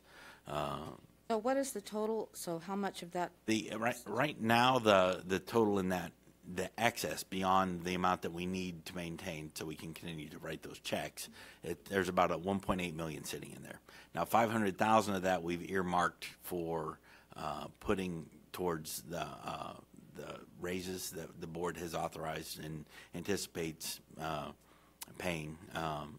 I'm trying to figure out how much would fiscal year. You say the remainder of that fund would be swept next year. I'm trying to figure out what so, that would be. So it would be. So if we go from 1.8, we take that 500,000. It's about 1.3. Right. We take roughly half of that, and I'm saying 600,000 out of it. So that would leave $700,000 in it to plug any holes in the following year, which I see coming. Chuck, so you're going to have to come up with Public Works will come up with a list of roadways for construction, maintenance, improvement. I would suggest they prioritize that list so that down the road, if the repeal is successful, then we're only using those hard dollars that we receive first versus the SB1 monies that I think once we get them, they're not subject to repayment if the repeal goes through, right? Correct. I think they can only stop it. They can't. Yeah. The question is, are we going to get them before the action on the repeal vote takes place? We're getting some now. Right. I was going to ask, are we getting the first round, but the second round is substantially more. So that's why I would look at prioritizing those roads that are in most need of repair and maintenance. Yes, and we will. We will be bringing this whole thing back complete with recommendations and priorities for the board's discussion. I was aiming for the April 24th meeting to have that conversation so we can talk about SB1 and the teeter funds here. So we can get something rolling. We can also, when you bid a job that's larger, obviously you'll get some economy of scale, and by putting the SB1 money with this $600,000, that will allow us to essentially see some savings from. This will be next year's SB1 money, right? Then 'Cause This we've already kind of spent this. correct. Yes, Yeah. this will be the 18-19 SB1 money we'll be talking about, and we probably would not be ready to go before fall. I imagine we'd be bidding it somewhere around the spring of 2019, so that somebody can get going in the late spring when the dry season starts again in 2019. No point in bidding it right before the wet season starts. Well, I think it'd be good to get some asphalt. Pardon me, I had a little bit of a cold. It'd be good to get some asphalt in those roads. And something else, I know the road crew is, for lack of a better term, probably underfunded right now, could use more staff, but we don't have it. One thing I see that's really kind of concerning to me is a lot of our ditches are still not pulled. And you talk to the road crew, and they're doing all they can, but it's hard on roads. And I wish we had a lot of rain because our trees need it and our wells need it, but it's kind of probably saving our roads right now. I think, yeah, we should. If we can put it towards roads, it'd be good. I wouldn't want to use it towards staff, towards operating costs. I would recommend using it towards projects because of that. No, I understand that. Concern. Right. What I'm saying, this will take some of the load off staff trying to do some of the repairs. They might have more time to pull those ditches. Right, understood. So, our budget calendar, March 21st, budgets go to departments. April 9th, those submittals are due back to Karen, and we'll put everything together. I meet with all the department heads between April 16th and 26th to make sure we understand what it is that they're asking for. April 24th, we will bring the Public Works Budget Workshop to you. So just at their regular meeting, the same conversation I had mentioned in the previous slide. And the week of May 14th, we'll do a budget workshop for all of the other departments. We can include Public Works there again if there's still questions. If not, might as well leave them out. And if needed, we can have our second budget workshop the week of the 28th. And June 12th, we would project adopting the preliminary budget. If worst comes to worst, then June 26th is still there for adoption before our mandatory deadline of June 30th. So that being said, can we nail down a date on the 14th, on the week of the 14th for our budget workshop? What month are we talking about? May 14th, the week of May 14th.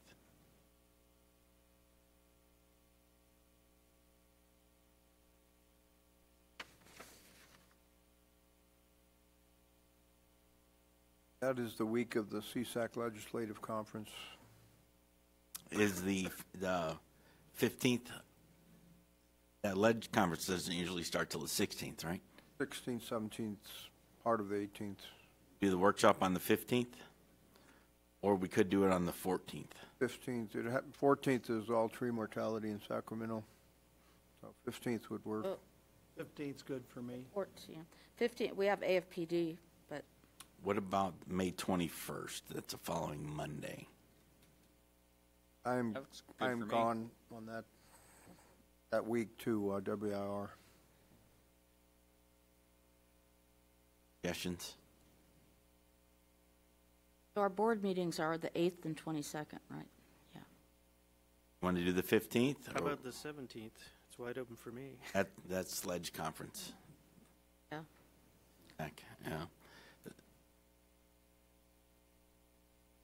The 21st work, Monday the 21st? It's in the morning. I got something in the Yeah, afternoon. I've got Central Sierra in the It's going to afternoon. be all day. The 15th, if we can do the 15th, I think that would be best. If we can move AFPD, it's up to you. We've got... Might be a board equalization there, too. I have Air District on my schedule, too, on the 15th.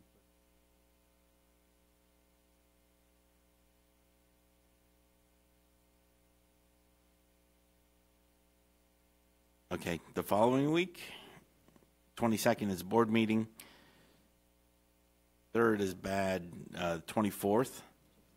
I told you already, I'm gone all that week. If you want to do budget without me, then. No, we don't. How about going back to 15th maybe and just move whatever we have to move? We can change Okay. AFPD. About the All right. 29th. We're getting very late in the game then. The 29th would work. It's the 5th Tuesday, which is usually pretty good. Already open on the 29th? That's fine with me. At 29th? What about Friday the 11th? I'm open. I'm open. About you, Richard? That's Saturday the 12th. That's probably better. No, 11th will work. 11th will work. May 11th, bad? Oh, shoot. 11th works. Well, okay. No, I'm not going. good The on next day, I'm going to my Not granddaughter's. good on that. Okay. I'm Do sorry. the 11th. Oh, you can't. Okay. Okay, when would you like to schedule the? I would say the 15th, just move whatever we Okay. got to move. We'll We do have it to the move 15th. AFPD. The Okay, deal. 14th was no good? But 14th, we Richard, gotta add- Richard has tree mortality. Oh, Okay, the 15th. We'll just- 15th, and 15th, Jennifer, good. would you contact if we can get that moved? All right. So the projections for 19, 20, and 21. PERS costs are continuing to go up. We are showing property tax growth to remain steady. We are not anticipating the 5% will continue on forever, but we are not projecting a significant downturn. And we are holding everything else constant pretty much. And we are showing a 1920 deficit of $1.84 million. And 2021, we show a deficit of $1.61 million. So that is beyond next year. So even though this year seems easy and relatively, we don't have to go. I'm not advocating going to cut, but there is still the storm on the horizon. It's just not here yet. Sounds to me like we should be putting some of those excess revenues that we're getting right now into those cans and burying them like John Kirkpatrick used to do. I'd rather do that than cut. Most departments are already down to the bone as it is. I agree. And if you don't want me to take the $600,000 and put it towards roads, that is our prerogative. We can certainly do that. We're still holding a balance there that we can spend next year. Our roads are dying too, though. yeah. That's a problem. You've only got a limited resource, so that's. Right. Well, and if the SB1 repeal fails, it'll be a lot easier because we'll start having at least that 40 to 50% of money required of the $6 million that we should be putting into roads every year. We're going to get close to having that 40 to 50%. SB1 repeal is passed by the voters, then all bets are off. We're back to square one. Any other questions of Chuck? Thank you, Chuck. I just got a question. Could we send a letter to CalPERS and say stop doing their societal engineering and start investing? And whatever letter you'd like. Could we volunteer to give them some investment advice? Well, I remember a while back they're selling all their fossil fuel stocks because it was a bad thing. But hey, we drive cars. Index funds are doing better than they are. Any public questions, Anybody. public comment?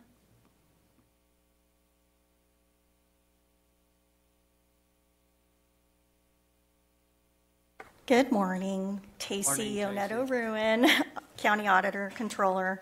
I think, Chuck, you did a great job today. Very accurate. I just read it. Whatever Karen gives Right. me is whatever. So I just wanted to make sure, and I'm pretty sure I understand, but for anybody listening that might be could potentially be confused. With the excess tax loss reserve fund, we're still planning on having at least the 2 million in there, and so this 1.8 is the excess above that. Correct. Okay. Yes. Just wanted to make sure. We would never sweep below the point that we need to keep that fund whole so we can continue paying to the cities. Otherwise, the whole event collapses. You want to operate like government? Try not to. Thank you. Thank you. Okay. Gary?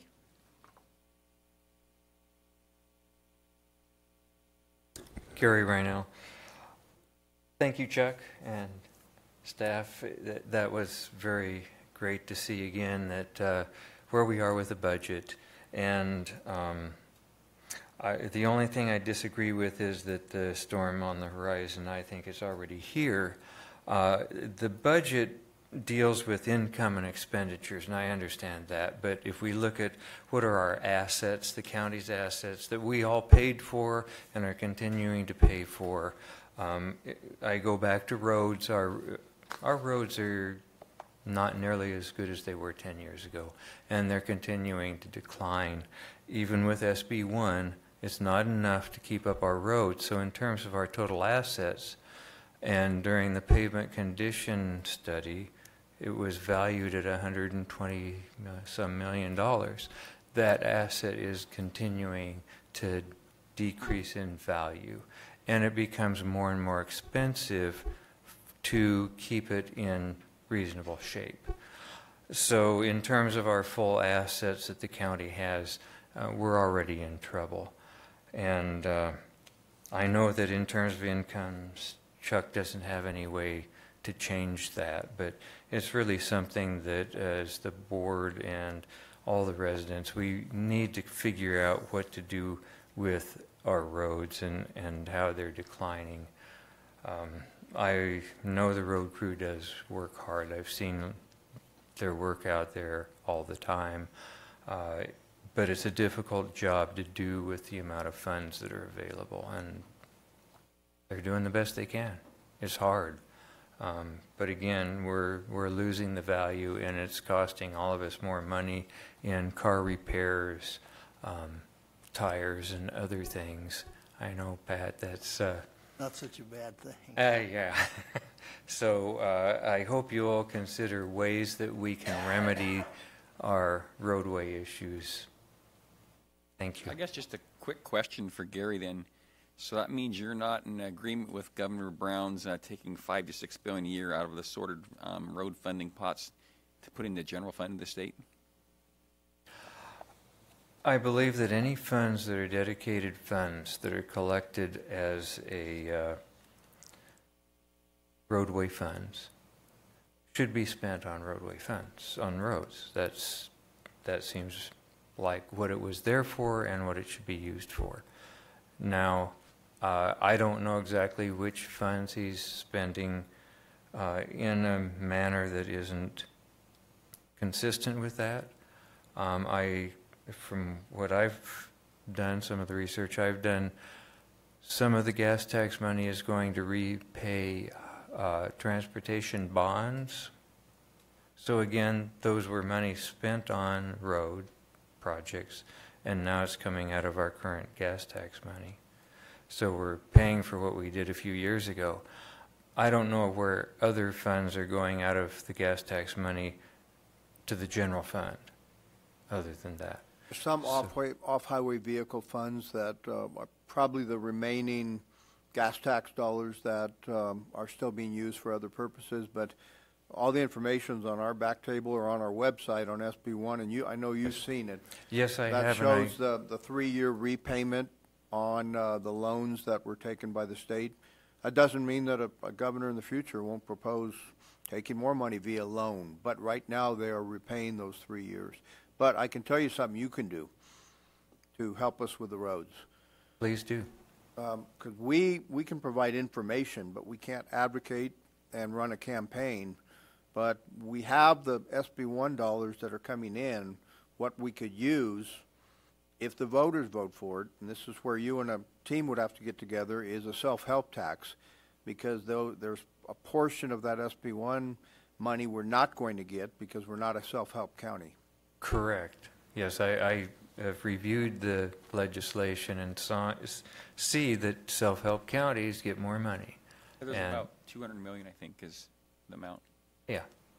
And every little bit helps. If we could get part of that, that would be great. So certainly I would be willing to do what I can. You'll be the chairman of the campaign then, right? Oh, God. Well, it might be good sometime in the future to have a workshop to, devise or determine what would be the ideal amount for a self-help tax at the local level. Some analysis needs to be done, Some kind of obviously. analysis, yes. Yeah. Okay. Thank you for your Gary. vote of confidence, Richard.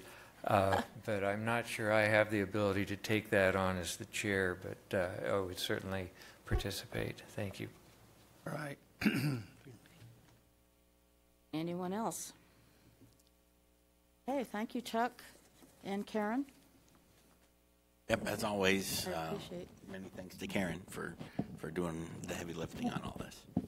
And thanks to Tacey, too, and Shell for helping Okay, us out. so we're on item 5I, approval of Ranch House Estate CSD's Board Resolution Number 118, Fiscal Audit Requirements, which includes the County Auditor's recommendation. Suggested action is unanimous approval of Ranch House Estates CSD Resolution 118, Fiscal Audit Requirements, which includes the County Auditor's, did I say that already? I'm sorry. It's repeated. Ranch House Estates CSD meets certain qualifications that allow the district alternatives to its annual auditing requirements. However, in order to proceed, Government Code 26909 requires that the special district, Ranch House Estates, CSD, unanimously approve the recommendation of the county auditor, and subsequently, the County Board of Supervisors must also unanimously approve the district's request and county auditor's recommendation. So who is presenting on this one?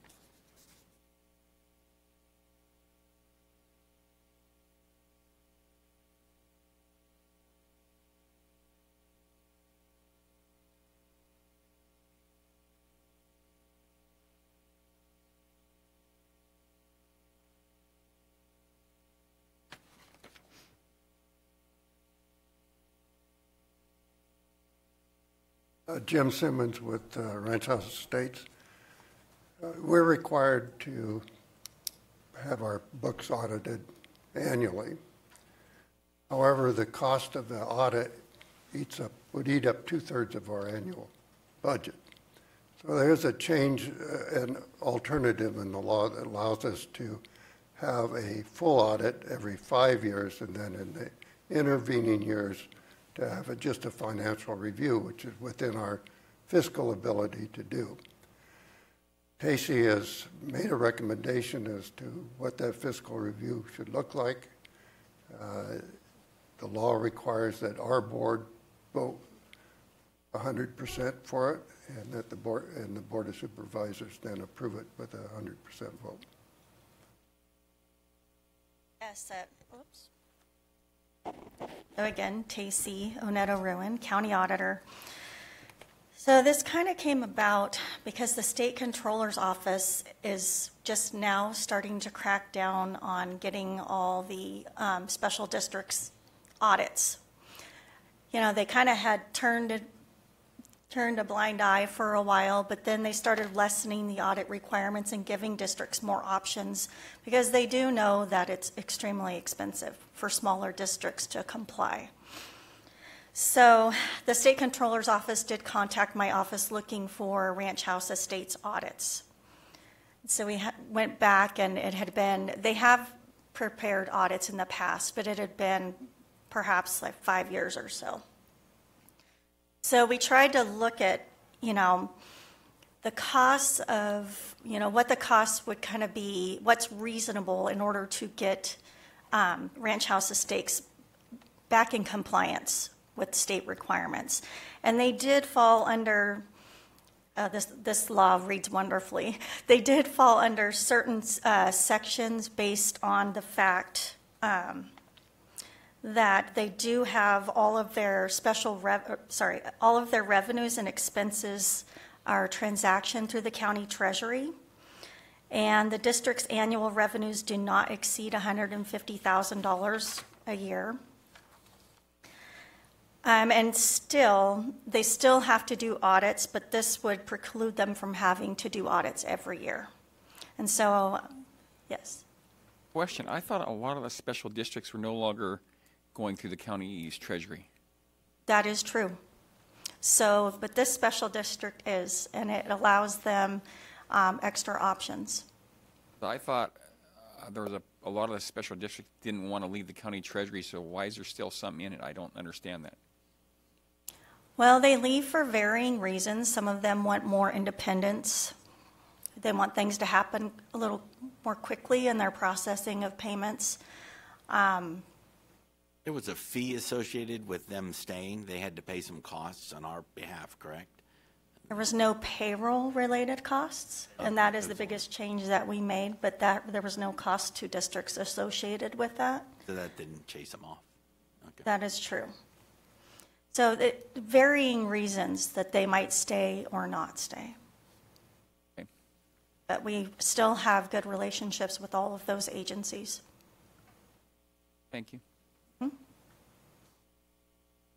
So we did feel, and I talked to the state controller's office about this plan that we have for them to go ahead and start again with an annual audit. And then they are able to do actually financial statement compilations for the next 5 years, which I don't know the cost that you've been quoted, but a few $100s that would cost. So that saves significant money. And then they would do a regular audit in 5 years? Yes, and it would be a 1-year audit, not a 5-year audit. Okay, because that was my next question. Would Yes. they use those fiscal reviews from the prior years in that? But no, you just said no. So, Yes, we did clarify that with the state because you can go round and round on what's better. Right. Paying year by year or paying for 5 years, sometimes it's better, sometimes it's worse. And a question on that. With the organizations I'm involved in, Preston Castle and a couple others, that they brought up the idea of doing an audit every 2 years instead of, to try and save some money. What the auditor comes back and says is that's great, but we'll do an audit. Basically, they're going to do a 2-year audit, but they'll do it for each year, so it's still going to cost the same amount of money or more because they're going to have to backtrack. Yes. Wouldn't that be the case here too? No, it would not be in this case. So we did make sure that they're going to do a 1-year audit, I believe for 16-17. And then for 17-18, they'll do a compilation. And for the next 4 years after that, a 1-year compilation. And then after 5 years of compilations, they will have a 1-year audit again. How can they do it for this case and not the others? Because you're talking about a much simpler audit or compilation because the money is less? Yes, there's a lot, there's different levels of assurance of services. So an audit provides the most assurance that the financial statements have no material misstatements. And that's the most expensive service, and not all CPAs provide those services. And then there's a financial statement review, which is less in scope than a financial statement audit. Yeah, but most auditors don't want to put their name on that 1-year audit because that's because they're afraid they haven't seen everything in the years before.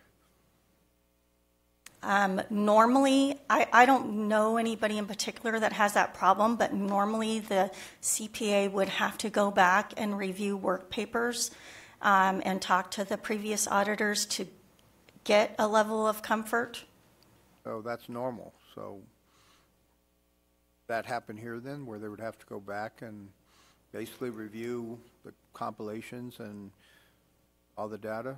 Well, they haven't had even compilations. What they have is the county's records of what we have. So transacting, a district having its transactions all through the Treasury has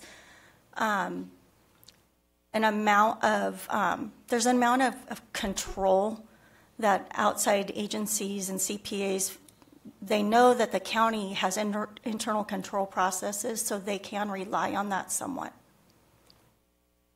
Okay, I think it's a racket, to tell you the truth, with the auditors always wanting to go backwards.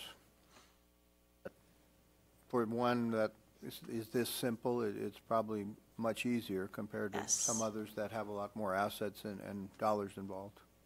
Yes. Their budget is far below 150,000. Oh, yes. Yes, for them, this makes sense, and the state's happy, and that makes me happy. That makes their board happy.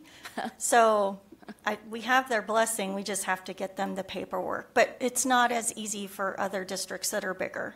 They are not able to have only compilations in the meantime.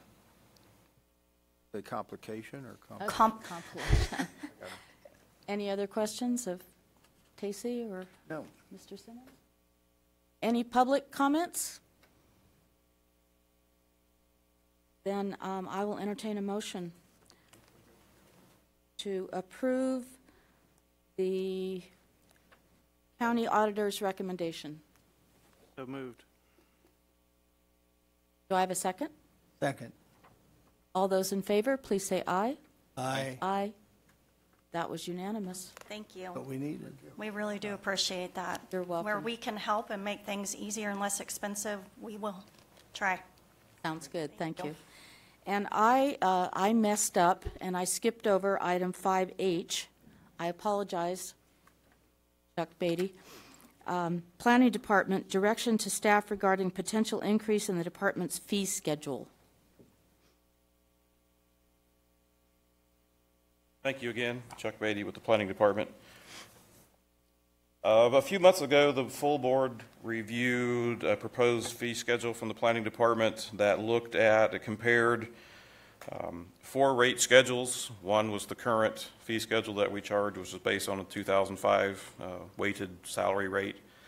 It also included the current fiscal year weighted average salary rate of $70 an hour, and then the government finance research formula of $110 an hour, and then our full cost recovery rate, which would be around $214 an hour. And compared those over of all the projects that we manage and coordinate, and looked at a 3-year implementation schedule for those.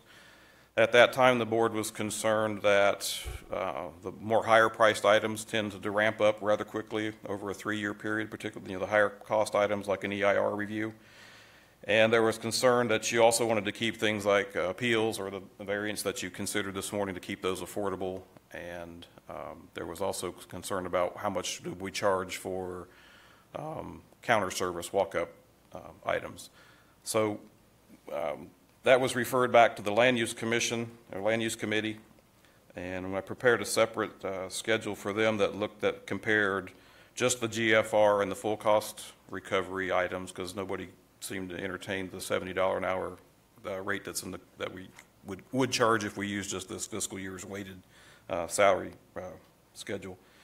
So did those 2 formulas over a 5-year implementation, and that schedule would have allowed 30-minute consultations without any charge, either at the counter or on the phone or however that occurs. And then fees or permits that they're more or less a check off for us and a casual review that only take a few minutes. If we're not going to charge for 30 minutes of counter service, then we wouldn't charge for applications like an ABC license review or a 3-acre timber conversion permit that takes less than 30 minutes. We wouldn't charge for those either. So both of those schedules were looked at by the Land Use Committee, and they asked that I present both of those back to the board for your recommendation or direction to staff as to how you want to proceed. Happy to answer any questions you have about either of those schedules. I was just looking at the various tables for the 3-year plan versus the 5-year, and it doesn't seem like they're like one-for-one correspondence between them. Not understanding that. The 5-year one, I rounded those numbers to the nearest $5 just because they're easier to look at rather than Okay, odd but like numbers of under- dollars and cents. Under use permits on Okay. page 1 for the 3-year, there's temporary, minor, major, and then if I'm looking on page 1 of the 5-year, there's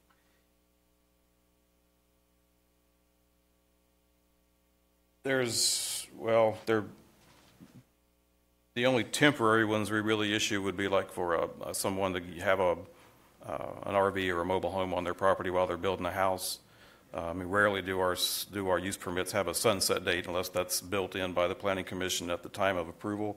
But what that really meant was the CEQA neg deck review, which takes about 6 hours. But I mean, for example, why is there a temporary use permit rolled out over 3 years, but there's not the corresponding 5-year?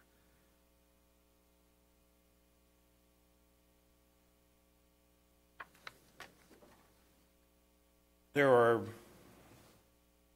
I think in the 3-year schedule, the temporary is a typo or a misnomer. That's supposed to be the CEQA analysis. So when we do most use permits, there's the CEQA fee to do the neg deck, then there's also the use permit fee. Unless it's CADEX, then there's no CEQA fee. Fairly similar endpoint number, so. Why is the CEQA in 3 years? About 1,300, and then it's only 12. Yes, I'm sorry. Why is it the temporary, which is the CEQA on the 3 years, is 1,300 roughly, and it's over the 5-year, it's about 1,285. So it's slightly less. The 3-year schedule includes some inflation factor. Does the 5-year schedule? The 5-year does not. Oh. I tried to figure out what that inflation factor was, and it's different for all these numbers. So I'm not sure whether it was a CPI number or based on, previous budget years or exactly where those specific dollar amounts came from. But there's a slight inflation adjustment for each of those 3 years. That's why they're different. You just didn't do that in the 5-year one? No. So if we were to implement the 5-year plan, would there be a cost of living increase? You could have it adjusted every year based on the CPI if you wanted to.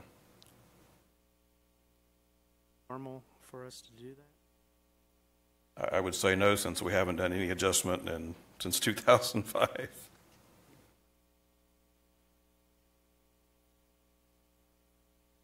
Other questions of Chuck? Yeah, I have one. So, you didn't go with the 17-18 salary. That included the salary, benefits, and overhead. Now, when you say overhead, are you talking like overhead within that department as far as paper, printing, materials, basically? Right, but there was the study that was done for the 2005 weighted average salary looked at different projects and assigned a certain amount of several different staff people's time to that. So, a use permit would have used more of a staff planner's time, an EIR review would use more of a planning director's time, all of them use some admin time. So that same formula applied now was at $70 an hour, but we have fewer positions than we did in 2005, 2 less. So that's why the number doesn't change very much. So the more accurate number is the current full cost recovery, which is salaries, benefits, and the cost to run the department, not including any special projects that would require, consultants' fees or something like that. It's just flat cost to run the department. You're saying the full cost would be $214 an hour? That would be our annual budget with no additives into it for like general plan review or any projects like that, divided by 2,088 hours. Okay. I'd like to have full cost recovery, but I look at these fees and frankly, it just looks to me like it's going to break the bank for people. And county's been subsidizing up to this point. I'm happy going with the government research formula or government finance research formula, but I don't think I'm going to support full cost recovery at this time because it raises the fees to a point where I think they're too high. Well, yeah, part of it is too. I mean, if there was no projects, you'd still have the same cost. It's part of basically being open for business, providing service to people. Otherwise, you know, you pay taxes, and they go to provide services.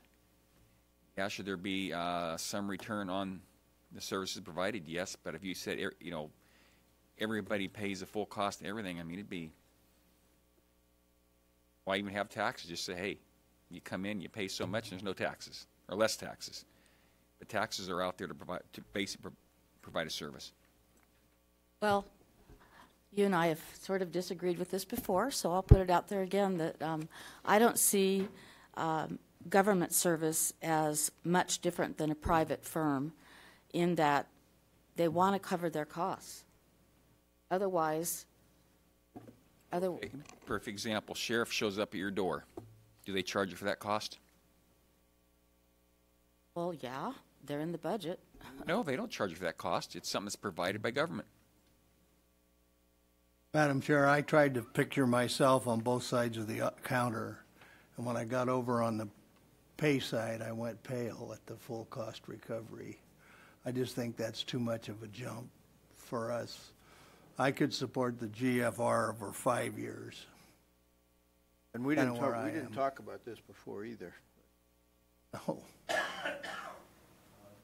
I don't know where everybody's going to sit on this. I wouldn't mind going with the 3-year GFR and then come back and review it after that, but make an adjustment at that point. But I just look at some of these fees, and you went with full cost recovery under use permits. Just say a minor use permit. You're going to go from $525 in 3 years to $1,744. A lot of money. How much you get in? Oh, 3 years. Okay. I was looking at 5 years. Well, any other board comments, or I'll open it up to the public. Public comments? Come on up.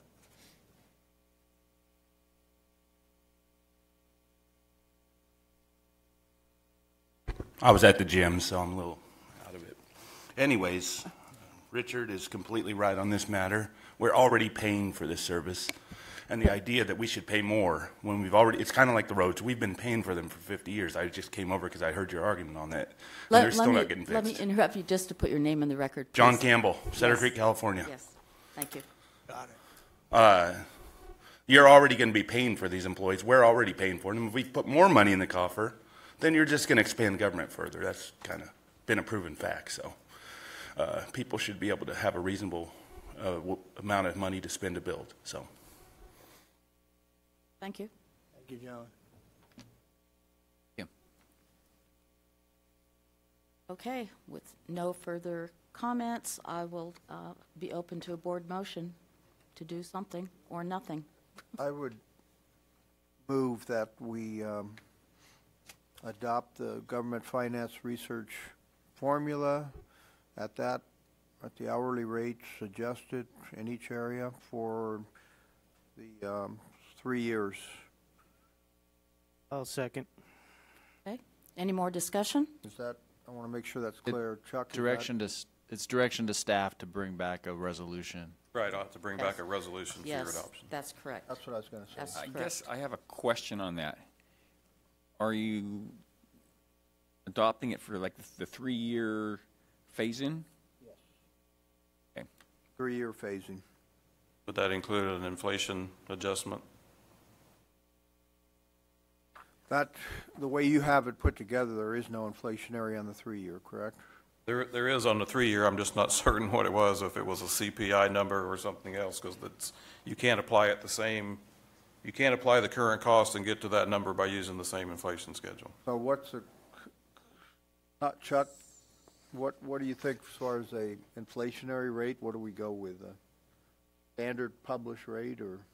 I'd say something like 1 or 2%, and just make it standard. Where I would go.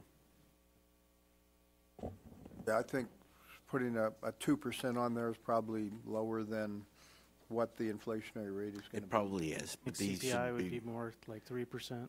Yep, but so I think a 2% is probably reasonable, lower than what is what the rate will actually be, but one that I can live with.